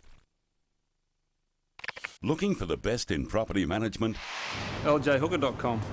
Looking for more from your property manager? LJHooker.com. Looking for 10,000 Qantas frequent flyer points? LJHooker.com. Shannon's is famous for motoring enthusiast insurance. And now they're into bikes. For experienced riders of cruisers, tourers, nakeds and sports bikes, this is big news. With Shannon's, you have a real choice of insurer. If you garage a bike, Shannon's offers full comprehensive cover, lower rates depending on usage, and even great cover for your riding gear. Now there's a real choice of insurance for bike enthusiasts, so call Shannon's on 13 46 46. It's back! Lacornu's most sensational interest-free offer ever! 48 months interest-free with absolutely no deposit, and no interest till 2010! No deposit and no interest for 4 whole years! Hurry, end soon, Lacornu! Here's a wingnut come up with the idea of coming over here. On your spuds. Sparkles back there. Hang on, boys. Hey, pub. You're Jake, the biggest whinger I've ever heard in my life. See, what have you been waiting? Great idea to come out here, Spark. Stop your whinging. That's it, boys. We're going back to Vic. When you live in the driest state on earth, you don't want anyone else drinking your beer. West End Draft. Yes, Puff. Not bad. Blow your mind with Domino's new perfection. It's a seriously puff crust. No, this pizza's puff. Domino's. Ever wanted to be someone else for just one moment? Be careful what you wish for. Thank God you're here. Starts April 5 on 10. The 2006 NAB Pre-Season Cup, proudly brought to you by our broadcast partners. Shannon's, insurance for motoring enthusiasts. Call 13 46 46. Super Cheap Autos boot full of loot competition. The stylish Motorola L7. More phone, less space. Domino's Pizza. Call 131 888. And the Primus 10th birthday celebrations.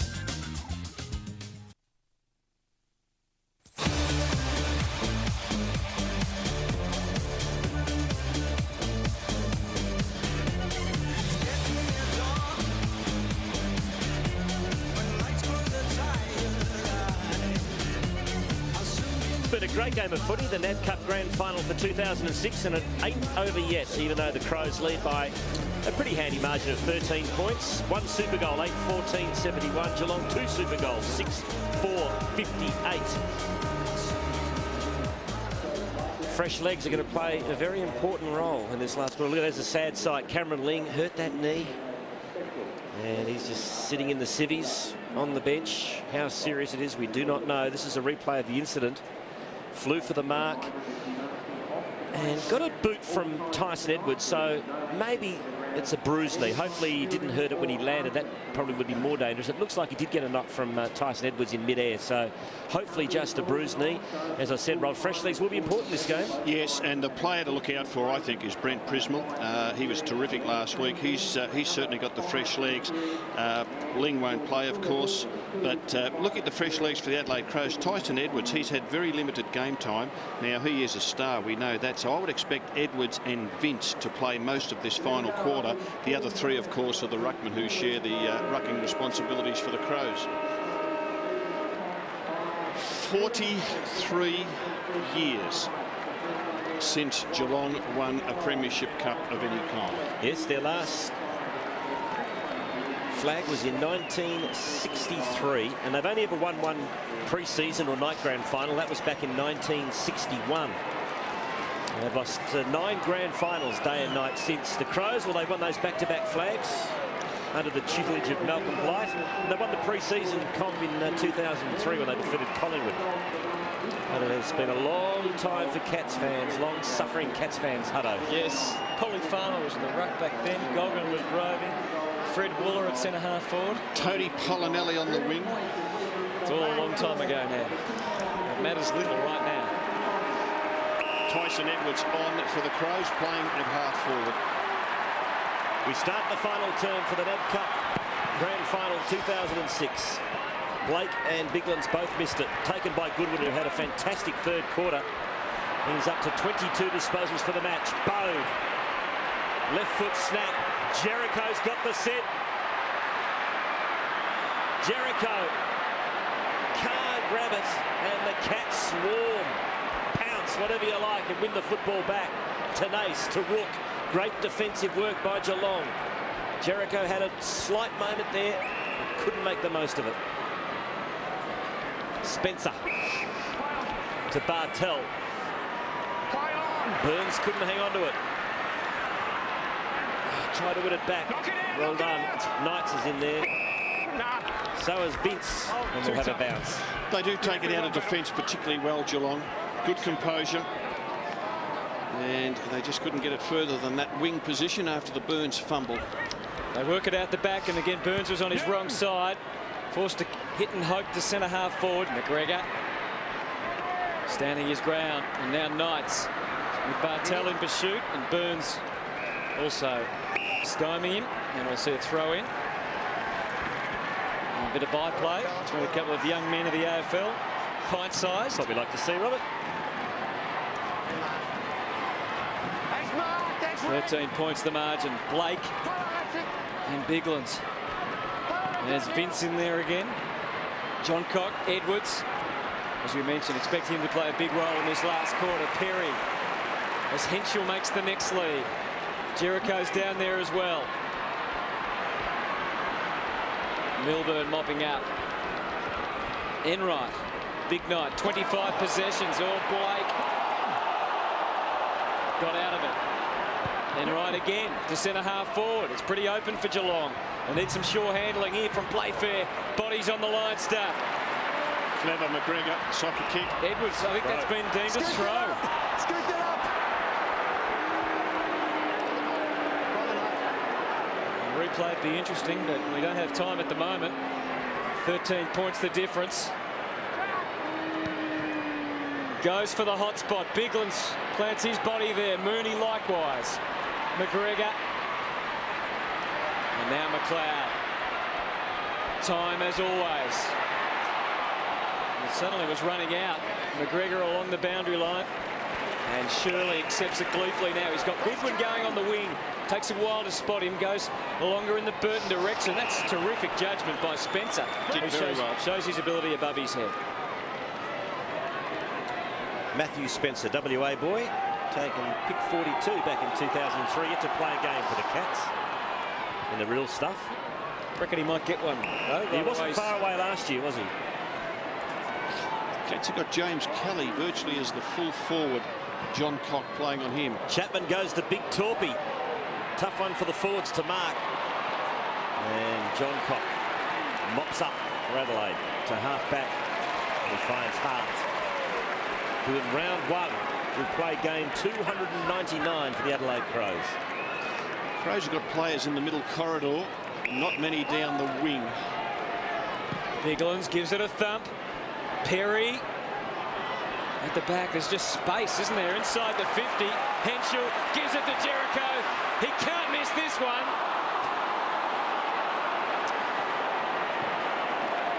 Famous last words. Exasperation on the faces of the Crow fans. Here's the alleged throw from Tyson Edwards. He certainly got a fist to it, but umpire calling it a scoop. I'd like to see that again. I have a feeling the umpire might have got that wrong. Enright to do the kicking in. And he finds Scarlett. So early days in this final quarter. It's a 14-point margin to Adelaide. We saw Geelong in a similar situation last week against Fremantle, and they got up. Bartel sweeps it out to Tenace. High ball again inside 50. Mooney. Terrific mark. A little bit of body work just before the ball hit his hands. Take his opponent under the ball. And good to see a long kick into the forward 50 rewarded with a strong overhead mark. Must kick goal for Cam Mooney. And who's that man in the fluoro yellow? It's Barry Stoneham. Tribunal last year. Geelong winner this year. He looks fit, doesn't he? He does. He looks terrific. He said he had to get fit if he was going to do that running job. So Mooney from 45. It's a good-looking kick. And he likes it. Geelong get a goal. Right now at Super Cheap Auto, you could win a boot full of loot. Spend $20 or more for your chance to win 50 grand. Plus instant super cash prizes. Terms and conditions apply. See in store for details. Auto, much more. He's puff. Not bad. Blow your mind with Domino's new Perfection. It's a seriously puff crust. No, this pizza's puff. Domino's.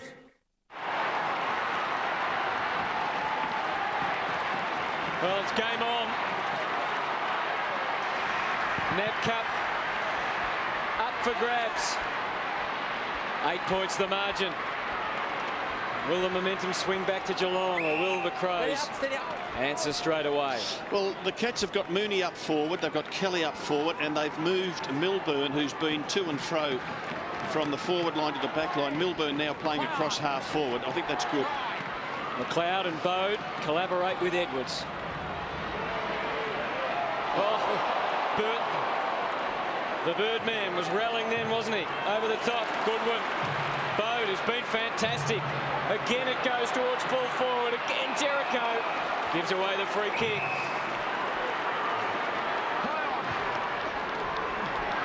Oh, talk about the world caving in around you. Perry to really make them pay. Does it in the best possible manner.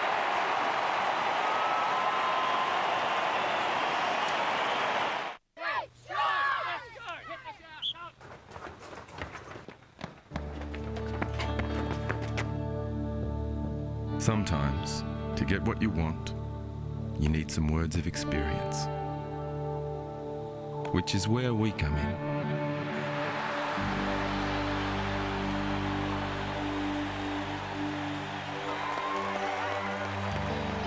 So what is it you want?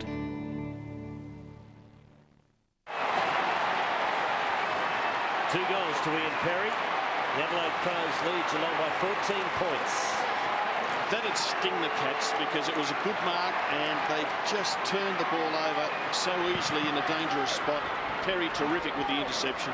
Oh, beautifully shaped by McLeod. Surely has a fresh area. Corey to Egan.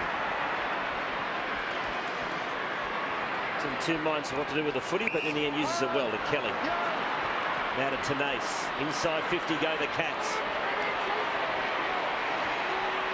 Playfair wheels around on the right. It's a good kick to Mooney. Should mark. Beautifully done by Big Henry Playfair, and Cam Mooney shouldn't have much trouble slotting this through. Anthony, don't agree with my confidence? No, well, it's tough at any stage. Milburn coming off.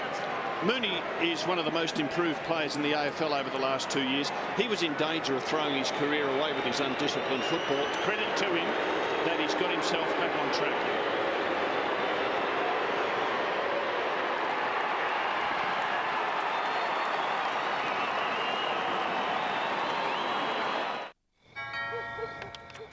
Looks like this is the place. Hi, everyone's here, so come through. Didn't we order a fireman? Am I at the right party? Let's get started. Woo!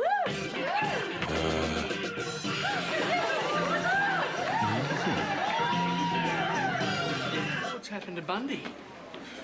Take your top off! Sure. Yeah. Classic. Now Mooney's playing deep at full forward. Playfair's back with him. Playfair had very limited game time over the last month. Wonderfully entertaining contest between these two sides. Adelaide come again. Riley from Goodwin found some space and goes beautifully onto the chest of Bowe, who's been a real surprise packet in this Nab Cup. From one end to the other, he's kicked 2 goals tonight. The ball has just been flying quickly in this last term. Yeah, McLeod's been dangerous at those centre bounces. Hutto's got a couple of quick handballs out. And this little fella with the footy is making the most of his opportunities. I hope he doesn't go a torpedo this time. He's generally a pretty good converter. And this is no exception. And the Crows extend their lead again. This is a seriously puff album. For a seriously puff experience, try Domino's new puff pastry crust. Perfection. How puff is this? Domino's. It's back! Lacornu's most sensational interest-free offer ever! 48 months interest-free with absolutely no deposit, and no interest till 2010! No deposit and no interest for 4 whole years! Hurry, end soon, Lacornu! 12 disposals, 3 goals. It's been a good night for Matthew Bode. Again, Adelaide lead by 14. McLeod missed that one. Van Berlo pumps it back to the 50. The big fish was by Scarlett. Now Spencer have to be good here. And that's a stalemate. 45 metres out from the Adelaide Crows goal. Still a long way to go in this final term. A couple of interchanges and play fair off, Mackie on. And Bode off for Adelaide, and coming on is Thompson. Out of defence, run the Cats. Kelly. Fist was from Bassett. Burns. Bassett again, smashes it towards his goal. And as far as Corey. He has time to steady. He goes long, looks for Mooney. Again against Rutten. Rutten got a fist that time. Chapman. Oh, strong. Skillful. And smart. Smart because he was on his left foot. He could have blazed away. Saw his little mate in the forward pocket and said, I'll give it to you, Gary. And Adelaide just needs to settle down and kick a goal. He's kicked 2. He's also had a dozen possessions tonight.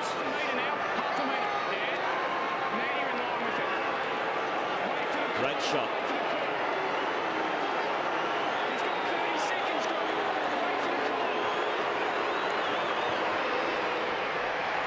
Only a point.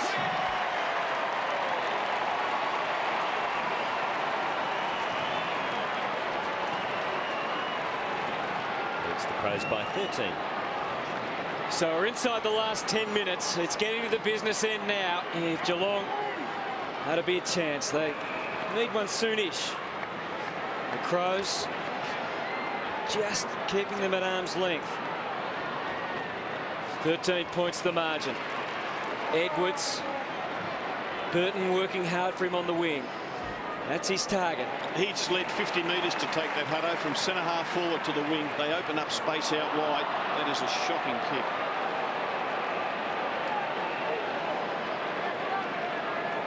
He does go to the extremes at times, doesn't he? Yeah, which makes him great to watch. He's entertaining, isn't he? Yep. Clark tapped it down with meaning, but Prismal was there to read it beautifully. Unfortunately for him, the Crows were there to snatch him up straight away. Dominating the hitouts this quarter. 8-1 the Crows, and that's why Geelong just have to be smart at ground level. There's another one. Plenty of enjoyment for the crowd tonight, but it's just starting to get a little tense. It is for Rook, who suddenly got big problems, but he kept a cool head. Slade. Ambitious with the kick. In fact, maybe hoping for the boundary line. Burns had no one in support. And so a pretty good result for Geelong out of all of it. 13 points the margin. We've seen 3 super goals tonight. 2 from Geelong, 1 from Adelaide. Crows have kicked 10 goals to 8, and they lead by 13. And here they go again. Thompson and Edwards. Geelong with the extra number, but Henschel playing in front takes the grab, and the Crows about to surge. Looks for Jericho. He has it fisted away. Big tackle on Van Berlo, but he did well, Van Berlo. Got the handball into open spaces. Getting back first is Slade for the Cats. McLeod intercepts, knocks it down. Mackie, good hands to Bartel. Super hands, Bartel. Blake, Enright. Bangs it long. Mooney's there again against Rutten. Staying down is Charlie. Great little dish to Burns. Open goal.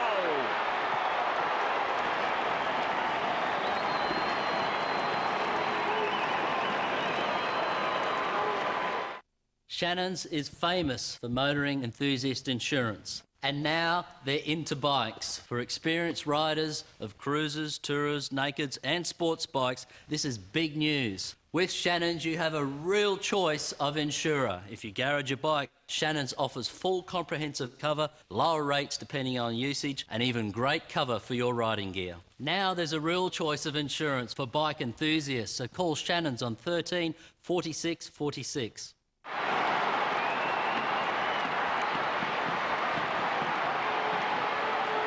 Terrific crowd tonight, and they are in full voice now. 30,000 for the Nab Cup Grand Final, and about 29,500 of them. It's been fantastic, Geelong. They just will not lie down, and the Crows cannot shake them. Next goal, so important now. Clark looking for his stars. Edwards is one of those. Here goes Burton again out on a long lead. He was off and running as soon as he took it. Hemmed him, but you can't stop him. The Birdman over to Perry. Going backwards into the middle. Won't be a mark. Play on. Back to Edwards. Beautifully read by Hunt. Had some speed up on Jericho. Tenace out wide. Hunt's left foot usually deadly. Look at all the space. Brisbane, no one there to tell him that he had plenty to work in.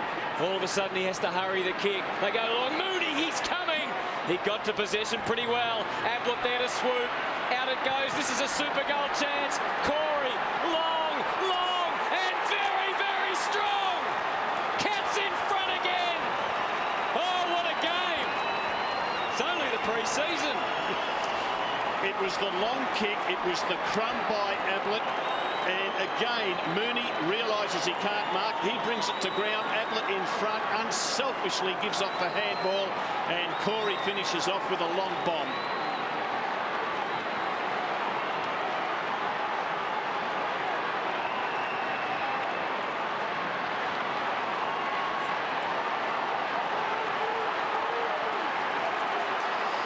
The Girraween Kundula Junior Football. I'll do that again. Girraween Kundula Junior Football Club is $1,000 richer. They've done all right the pre-season. Let's go down to Christy Malthouse. Another injury worry for Geelong. James Kelly has just gone down to the rooms with a shoulder injury. Geelong go inside 50 again. Half under the pump. Got it to McGregor. Ablett snapping at the heels. Ablett's got it. Tackle when he didn't have it. Umpire said throw it in. Cats in front by 2. Made a statement Geelong the last 2 weeks. They are a tough, tight unit. Clark the tap, McLeod. To the wing. Working his way to the front of Spencer. Got a subtle little nudge. Well won by Slade. Milburn doesn't panic. Spots a teammate, Mackie. 55 out, centering kick. Mooney's got to beat 2. He can't. He's being double teamed at the moment. Such is the influence Mooney's had on this last term. And the kick finds for Adelaide, Brent Riley. Bassett's got a mile. He has. Bassett, normally in defence, invading the forward line. Henschel couldn't handle it. It is a hot footy. 30,000 screaming fans. Shirley measures it. He goes for 9 as well. Oh, it's nothing. It's play on. Off the post. All the Nab Cup rules coming into play at once. All we need now is a 3-pointer. Scarlett takes it. The margin is 2. There's 5 minutes to go. Cats fans, beware. Maybe the gods are smiling, Robert. Yes, maybe they are. Look, I'm just thinking the AFL would be delighted with this. That's what I was going to warn people about, the 5-minute warning. Everyone will be tense at home. Corey, and it's over the line. 2 points the difference.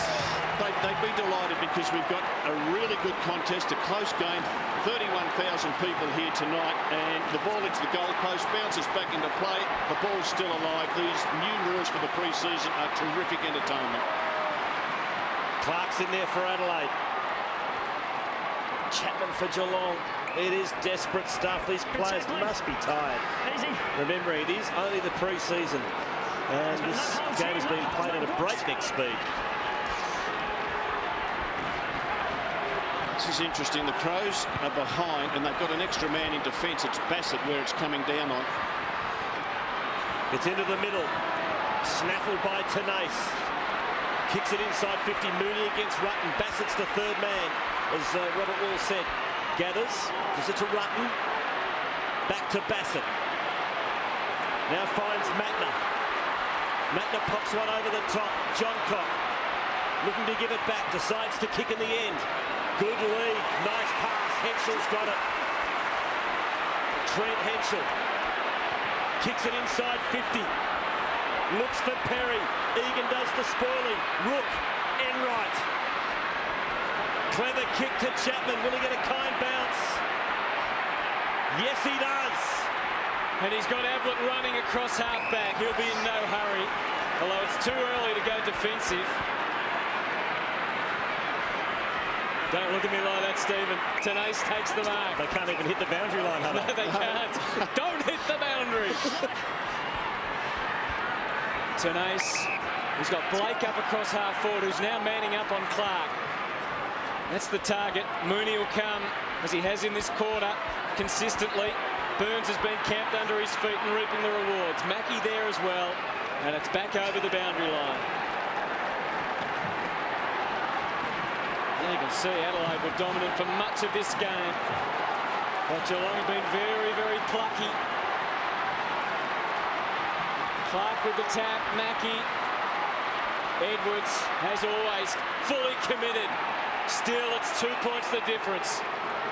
21.5 minutes gone in this Nab Cup Grand Final for 2006. Do you realise, Hunter, it's been 43 years since play is continuing, Stephen. Over to you. And we'll have a throw in here. Cats by 2.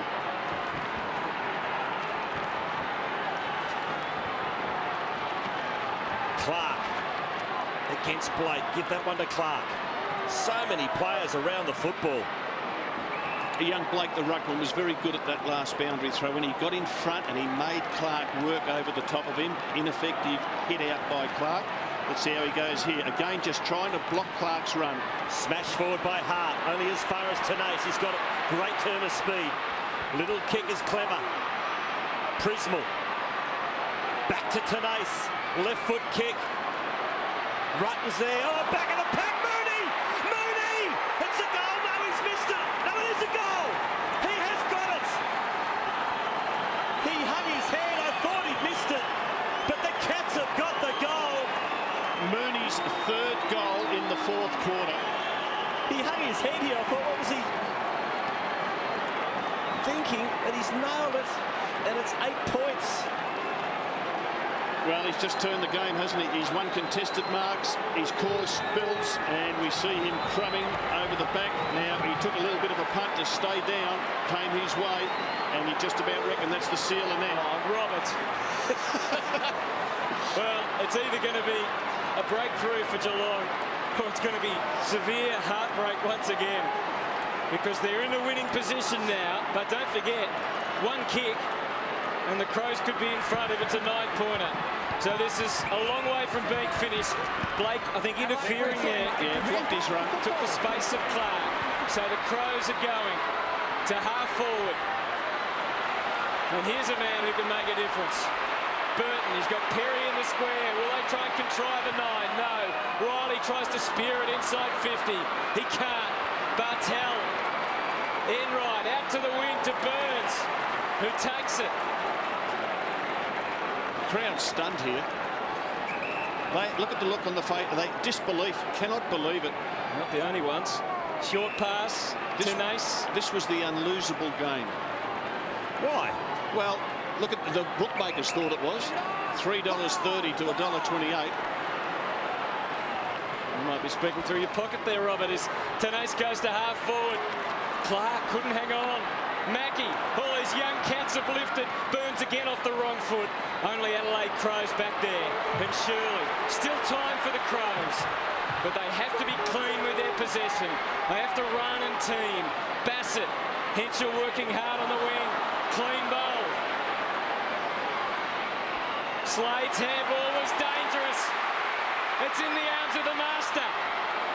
Off to Bode. Henschel, they're inside 50 now. Free kick, no, play on. Burton, will they try and take it outside 50? No. Burton goes for the impossible goal. And he almost did it. Gee, the umpire put the whistle to the mouth for the free kick too. So the Cats still in front by 8. Can't be much time left, surely. Mackie's got it. Cam Mooney, what a star he has been in the last quarter. To half forward. Ablett spun out of trouble. Ducked the head, caught high. Umpire's given the free kick Geelong's way. Hutto, I'm not going to rob you, mate. Take it away. Gary, move on, please. Play on now. 8 points the difference. As I said, it only takes one kick. And it's much harder in these rules to hold on to it. Siren! After 43 years, Geelong have won a premiership. I see it, but I don't believe it. And I tell you who you can't see is Cam Mooney, who's underneath that pack of players. Well, what a gutsy performance. It's not the real thing, but it is a premiership. And it was a real plucky, come-from-behind performance, Rob. Yeah, they were terrific, Hutto. They were the same last week. They've done it again against the odds, against the crowd over here. Well done to the Geelong Football Club. Well done to Cam Mooney. 3 goals in that last quarter when he was moved to full forward against the All-Australian fullback Ben Rutten. No doubt that was the match-winning move. And they've finally done it, the Cats. As I said, it's not the real thing, but at the moment, it tastes just as sweet. It's a step in the right direction, no doubt about that. They've played in front of a good crowd here, a crowd that was obviously barracking for the opposition, and they have worked their way from 2 or 3 goals down for most of the game to get up and win. Let's go to Christy Malthouse with the man of the moment. Cameron Rooney, congratulations. You've just won a pre-season premiership. Yeah, thanks, Christy. It's a great relief. I think it's a big monkey off the club's back. So congratulations to the boys, because that was a huge comeback, and you know, we don't travel too well and play these guys who are a very good side, and to win, you know, it's great. How much does it mean to you? I mean, there's been a lot of talk how much it would mean to the club to win a premiership. How much does it mean to you? Well, it means a lot. I mean, hopefully this is the start for something a lot bigger for the year, so it's a big thing, I think. There was a lot of talk about losing the final last year. I mean, does this make up for it in any way, or was that it was a big spur, wasn't it? No, it definitely doesn't make up for it. Nothing will make up for last year, but you know, like I said, it's just a stepping stone for us to hopefully go into bigger things this year. It was a huge quarter from you in that last term. I think that last one just fell into my hands, so when things like that happen, you know, you can't take too much away from it. It was just a bit of luck. Congratulations, go and celebrate. There's Mark Thompson. I think, Rob, that win, the loss in Sydney and the heartbreak, it'll be a good step for them if they face a close final at the end of this year. Look, the heartbreak after that Sydney loss up there at the SCG last year, that was the first time, Hutto, that I've seen genuine, you know, anger, annoyance by the Geelong team in the last 10 years. There we go. That what was a contrast. That was it in Sydney last year, Rob. It hurt, and it was good to hear Cam Mooney say just seconds ago that nothing would take the place of it. So they've won a pre-season premiership, and they've done it really well. Good on them, congratulations. But it is a step towards... Look at the stats, guys. It's a step towards the premiership this year. That'll give them a lot of confidence, because you know everyone knows that they've played 9 grand finals, pre-season and AFL, and they've lost a lot of them since '63. So Yeah, the Geelong supporters will love that. They'll go back home, and I think the players will be level-headed enough to know, well, OK, it's great to have that in the trophy cabinet, but, hey, we're after the real thing, and they've got to be top 4 material, no doubt. Dust off the trophy cabinet, find the key wherever it is and open it up. Well, those long-suffering fans who some have made the trip over tonight will certainly be enjoying that, won't they? The only down note, of course, was the injury to Cameron Ling, who went off with a knee problem. And James Kelly, Christy mentioned late in the call too, so have to check on him as well. Well, 31,000 people here tonight, and what, maybe 1,000 at most Geelong supporters? If you're lucky, yeah. And it's just great to see the players acknowledge them. And they were up against such high-quality opposition at home. And at three-quarter time, led by a couple of goals and a bit. At the same time, the Adelaide team, whilst they're disappointed they didn't win, it's also a step towards 2 weeks from now when they take on Collingwood. Look, there's no doubt these two teams, well, they're both you'd expect to finish top 4. I would think so. And then it's anyone's game. What a last quarter from Cam Mooney. 3 goals. The last one fell into his arms. And there's James Kelly. He's holding his left arm too, a little awkwardly. So they could have a couple of injury woes for the real season. And there are a couple of very important midfielders. They only ever won one pre-season grand final before tonight. The Cats back in 1961. That was a good game too. And the monkey partially is off the back. Some of the young kids too who came through in the last quarter, Rob. Even Mackie was getting plenty of the ball. Burns had a really good game. Yeah, Tenace was good for them. Tenace. Let's go down to Craig Willis for the presentation of the Nab Cup Trophy. Well, ladies and gentlemen, it is time to make our presentations here at AAMI Stadium. Firstly, let's show our appreciation for the efforts of the Adelaide Crows out here tonight in the grand final of the Nab Cup. And fellas, we wish you the very best of luck as we head to season 2006.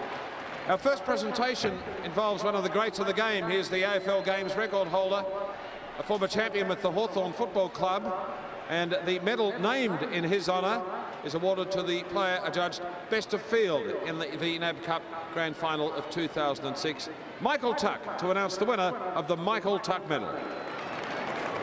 Thanks, Craig. Good evening, everybody. I'd like to do things a little bit better than I did last year, so the winner of the Michael Tuck medal goes to Simon Goodwin.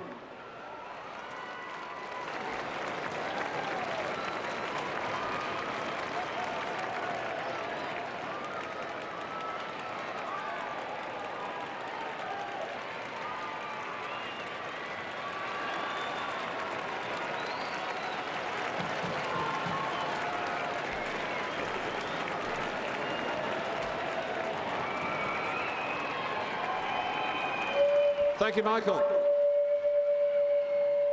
Ladies and gentlemen, it is with much pleasure now that we welcome youngsters from the NAB AFL Auskick program to present medallions to the players and to the coach of the winning team, the Geelong Football Club. First medallion to number 3, Jimmy Bartell.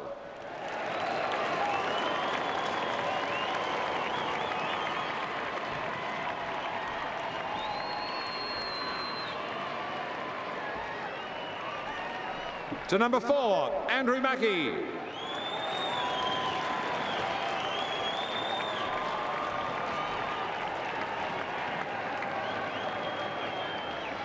To number 8, Josh Hunt.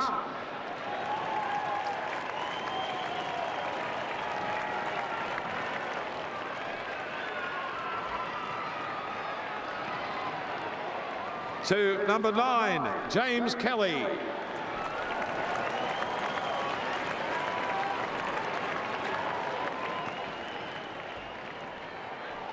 To number 10, Kane Tenace.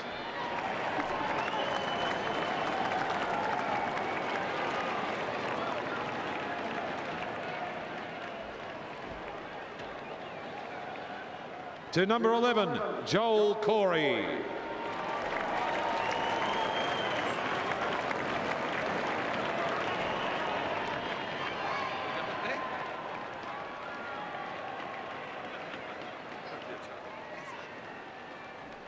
To number 13, Tom Lonergan.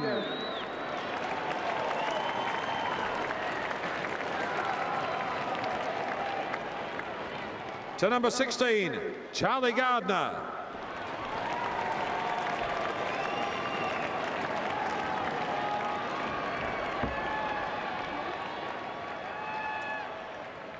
'17, Shannon Burns.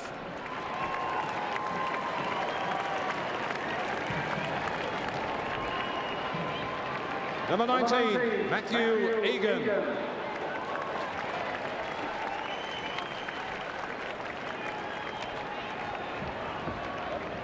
To number 21, Cameron Mooney.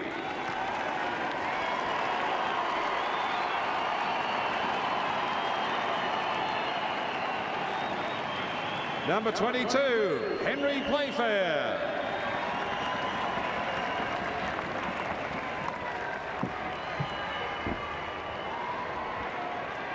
Number 24, Mark Blake.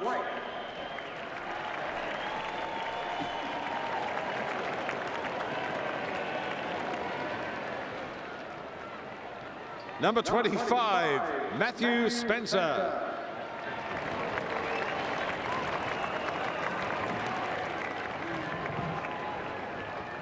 Number 28, David Johnson.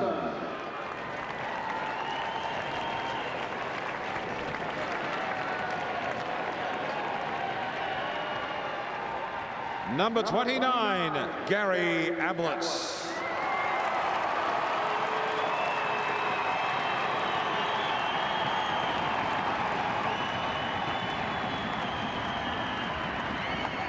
Number 32, Brent Primsall.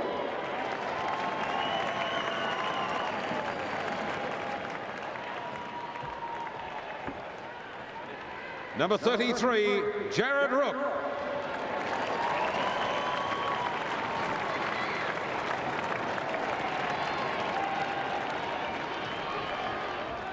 Number 35, Paul Chapman.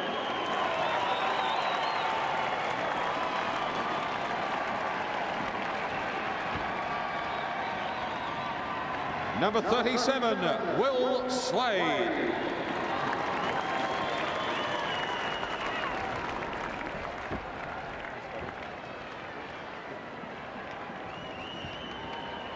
Number 39, Darren Milburn.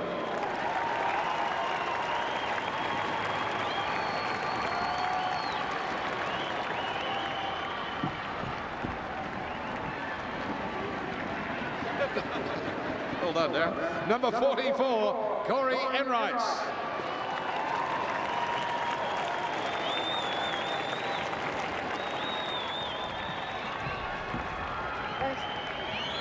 Number 45, Cameron Ling.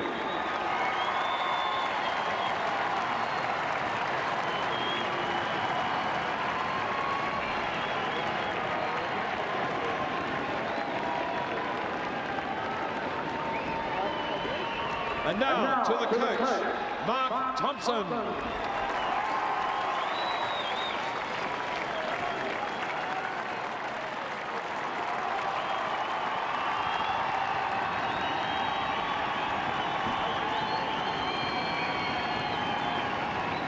And to the captain tonight, number 30, Matthew Scarlett.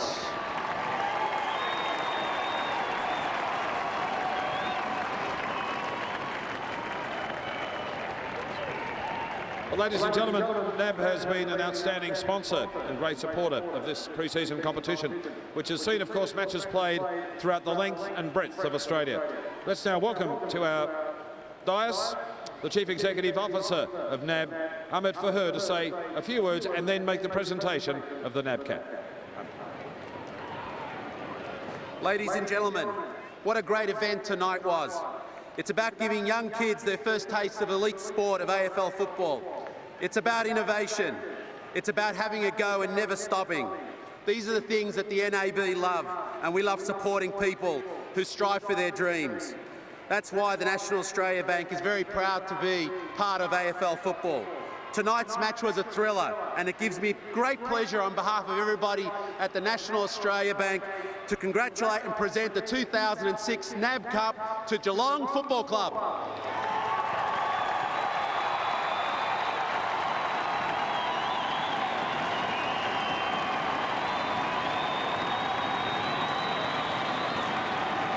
As boys come up to share in this wonderful moment for this great club, let's hear from Captain Matthew Scull. Firstly, thanks to the Adelaide Crows for a great game. You're a quality club, and it's always great to play against you fellas. I'd like to thank the NAB for a great sponsorship throughout this tournament. You've been fantastic. To our sponsors, Slasinger and Ford, you've been very loyal to us over many years, and it's great you can get some reward. Our supporters for travelling over here, and our players, yeah, had a great game, and I think we thoroughly deserve this win. Well, thank Nab. Already thanked Nab. Thanks, Nab, again. You're great. Thank you, Matty. Well done to the boys from Geelong. Congratulations. Plenty of silverware. Go and enjoy the win.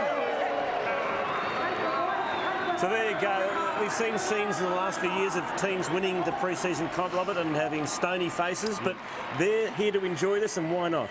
They're a pretty tight group, and that's evident in the way that they play, but also the way that they shared that victory. Every time a player got a medal, did you notice that as he left the dais, he tapped his teammate on the hand as he went past him? And it's good to see them enjoy the moment, because it's been a long time for this football club to win anything, and 43 years, in fact. And they've got a trophy that they'll be very proud of, and they should be. Don't underestimate the confidence that they will gain from this, particularly that man who's holding it up. I thought his leadership tonight was fantastic, and that is the one thing about Geelong which has been questioned, the leadership of their senior players over the last few years. So there's scenes we haven't seen for 43 years. Geelong celebrating a premiership. As I said, it's not the real thing, but it'll be just as sweet tonight, Robert, for a few days, I'd imagine. Oh, it will be, and if they can go back to Geelong feeling really proud of themselves and get themselves set for the round one game against Brisbane at Skilled Stadium. We'll take another break from Amy's Stadium. The Cats, the 2006 Nab Cup champions. When we come back, we'll hear more from their coach.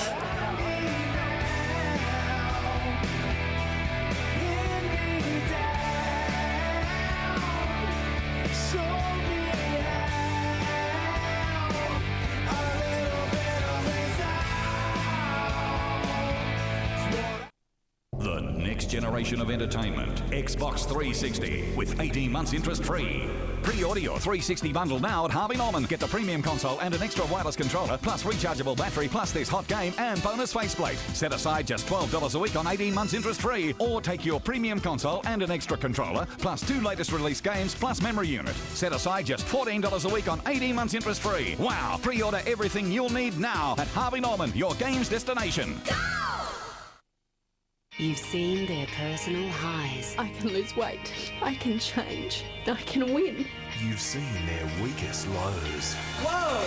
Oh, this is my worst nightmare. 7 o'clock Monday for the very first time. You'll see the impact of a double elimination. There's 2 people who are 2 of the most amazing people. And I never vote for them. Which 2 losers will go?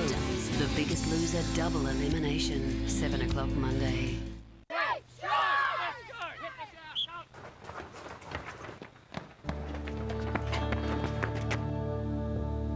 Sometimes, to get what you want, you need some words of experience.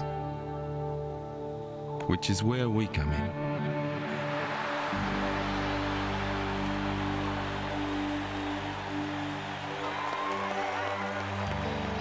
So what is it you want? Sunday is Tin's Big Fun Day. Fight my colossal medal! At 6:30, meet the King Kong of the future. 7 o'clock, get courtside with Chris Rock. I sucked at every sport I tried. Baseball, football. Like a fool, I even tried bowling. Then 7:30, who will be Australia's brainiest musician? I should have it easy with these blockheads tonight. Sunday is the fun day on 10. Seriously. They thought they were hunting a backyard forger. How wrong they were. You might want to take a look at this. It's a plan for an assassination. 8:30 Monday. How can 2 brothers outthink a mastermind? I don't know names. Only a code reference. Condor. When the killer's got the connections and he's dead on target. No one knew about the move. I mean, not even the jail staff. Protection is impossible. I think you were face to face with Condor. But the plan to catch him is pure genius. Numbers, 8:30 Monday.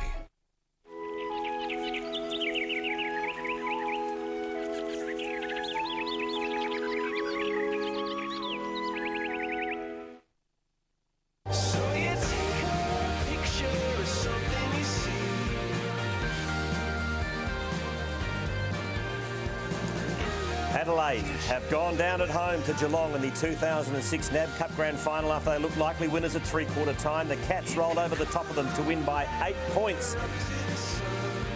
One super goal, 10-15-84 the Crows. The Cats 3-10-5. They won by 8. But one suspects at the other end of the year, Robert, that they'll be well and truly in at the Adelaide Crows. I would think so. Yeah, I think both of these teams are well and truly on their way to playing in September. Look, there's a long way to go before then, and injuries can play an important part in it. But the value of the super goals, they kicked 3 super goals, the Cats. They won by 8 points. It got them home. Let's hear from their coach, Mark Thompson, with Christy Malthouse. Mark, well done. Finally, some silverware for the club. You must be so proud. Yeah, we are. Look, we really didn't have anything to do with all those other losses, but to actually come in tonight and win a grand final, it's fantastic. It was a hard job, but, you know, playing in the state and everything else with a young side and a lot of forward, you know, a lot of players out. It's a big achievement tonight. I mean, there's a lot of talk leading up to it. It would get the monkey off your back if you win. I mean, what does it actually mean in terms of the club to win? Well, it's funny how you say that, but there's a big monkey, and you know, it's okay. We're at Geelong. Every time we get in a final series, it just keeps getting brought up. Well, it should stop that now. It really should. This group's had a chance to play one grand final. They've won it. Let's move on and try and win as many as we can now. Today we saw you looked quite calm and relaxed. I mean, were you feeling confident, or were you trying to convince yourselves that you were confident? No, look, we've been okay all week. We've been feeling like we were a chance. I knew that we would play well. This group of boys, they, you know, in big games we have a habit of playing well. We haven't always won, and eventually, you know, if you just keep backing it up and keep persevering, you know, you win when you're a good side, and it doesn't matter where you play. And tonight's an example of that. Well done, congratulations, and you can celebrate a lot tonight. Yeah, we've got a family day in Geelong tomorrow, and I'm guessing there's going to be a lot of people there. So we look forward to seeing you all down at the Skilled Stadium. No doubt they'll be there. Oh, yeah. Oh, you better believe it. They'll be there. There's Cam Mooney. What a last quarter, as we said, he played with 3 goals, brought the ball down on another occasion. They got another goal out of it. Cameron Ling's the only really bad news. I guess Kelly, too, also got injured, Rob. Yes, you would think that Kelly would be okay in 2 weeks' time. I'm not sure about Cameron Ling. Well, very briefly, we've seen the pre-season. Anything stand out to you as we look ahead a fortnight's time for the real stuff? I think the teams that really have to prove something to themselves and their supporters in Geelong and Adelaide, because they were disappointed the way they finished in the finals last year, so they've used it as an incentive, and that's fantastic. The teams that win the premiership or play in the grand final, like Sydney and West Coast, I don't think they could care less. Cats are pre-season premiers in 2006. If you're a Geelong fan tonight, enjoy it. I'm sure you will. Good night.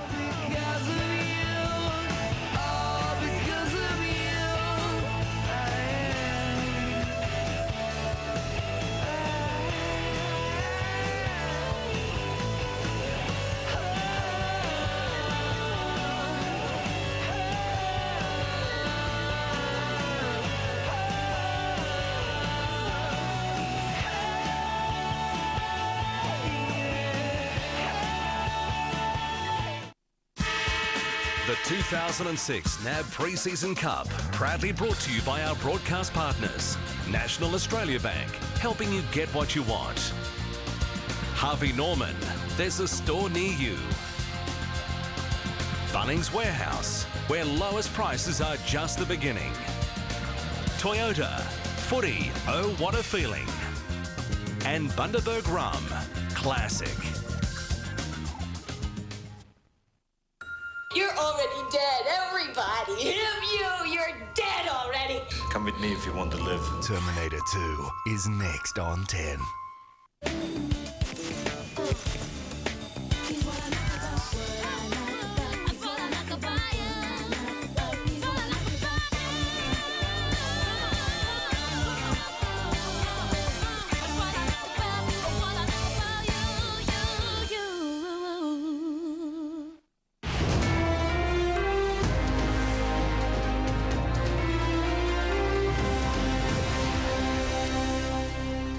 Good evening. The state election has turned into a rout. The Rann Labor government has been returned to power with a swing of around 8%. The Liberals have suffered a devastating loss of at least 6 seats. Labor took Bright, Mawson, Morialta, Hartley, Light and Newland and look set to win Mitchell from an independent. Now they're likely to have 29 seats in the parliament, the Liberals just 15.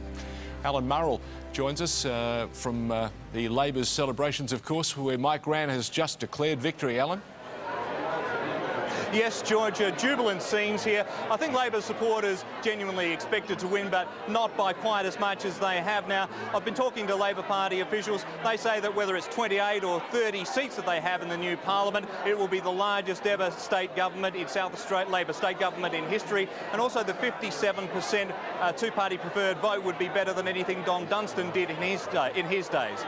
Mike Rann arrived to a hero's welcome, as you could expect, and this is what he said in his victory speech. As we form a new government on Monday or Tuesday of next week and start doing all the hard yards to set up for the future. This is all about, not about the Labor Party, it's all about making sure that the confidence and momentum that we have in this state now continues for the future. We're going to continue to get results for South Australia because that's what we are elected to do and that's what we dedicate our second term to. Thank you very much for being here tonight. Thank you. Now, one of the things that Mike Rann was at pains to do in his victory speech was guarantee that the two independents, Carleen Maywald and Rory McEwen, will still have a place in Cabinet. That's despite having such a large number of Labor MPs. And it's incredible to think that just a few hours ago, senior Labor Party figures were talking about the seat of Norwood being in danger. Vinnie Ciccarello quite safely back. She's happy that she's weathered the storm now. Mike Rann said that when he was elected in 2002, even though it was a minority government, he would govern as if he had a 10-seat majority. As one minister observed, Lord knows what he'll be doing now that he's got such a large majority in the parliament to come. George? Yes, thank you, Alan. Belinda Hagan was at Liberal headquarters where the nights turned into a bit of a wake. There's a tangible feeling of shock and dismay here at Liberal Party headquarters, the extent of the loss surprising even the most experienced campaigners. It was apparent very early on there was a crushing statewide swing to Labor, sacrificing some prominent Liberal MPs. Among the losses, Seat of Light, Hartley, Morialta, Mawson, Bright and Newland. Represented here tonight, David Pisoni, the Liberal candidate for Unley. That seat appears neck and neck at the moment, but David Pisoni is hoping to hang on.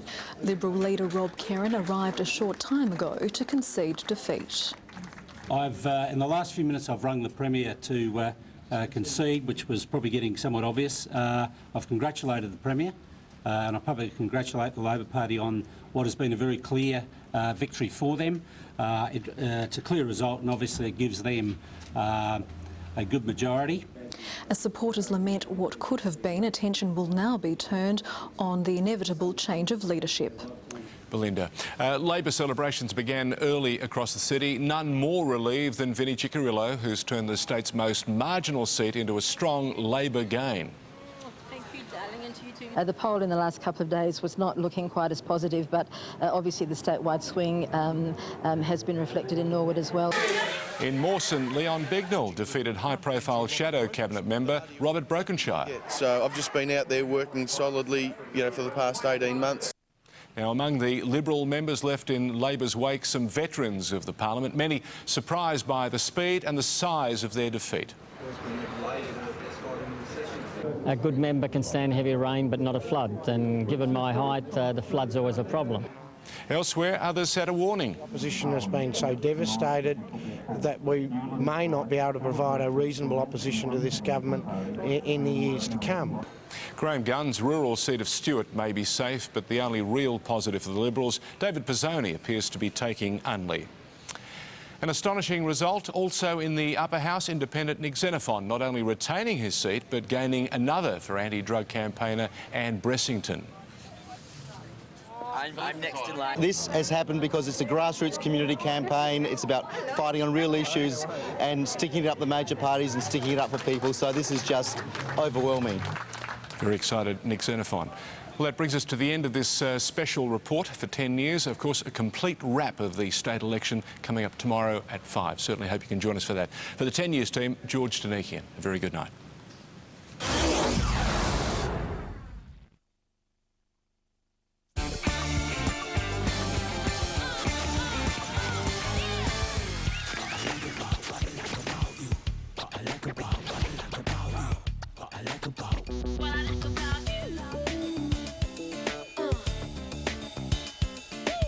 hands to the ceiling. I got your feeling floating with your feet off of the ground. Mama say, mama, sing a song. Who's in my ear? Tell me all the things I wanna hear. 'Cause it's true. That's what I like about you. That's what I like about you. Who's in my ear? Tell me all the things I wanna hear. 'Cause it's true. That's what I like about you. That's what I like about you. That's what I like about you. That's what I like about you. That's what I like about you. What I like about you. Welcome to 10 Saturday Movie. Sunday, 2 killer dramas, 2 thrilling hours of television, SVU and Criminal Intent. But now, same make, same model, new mission. Terminator 2.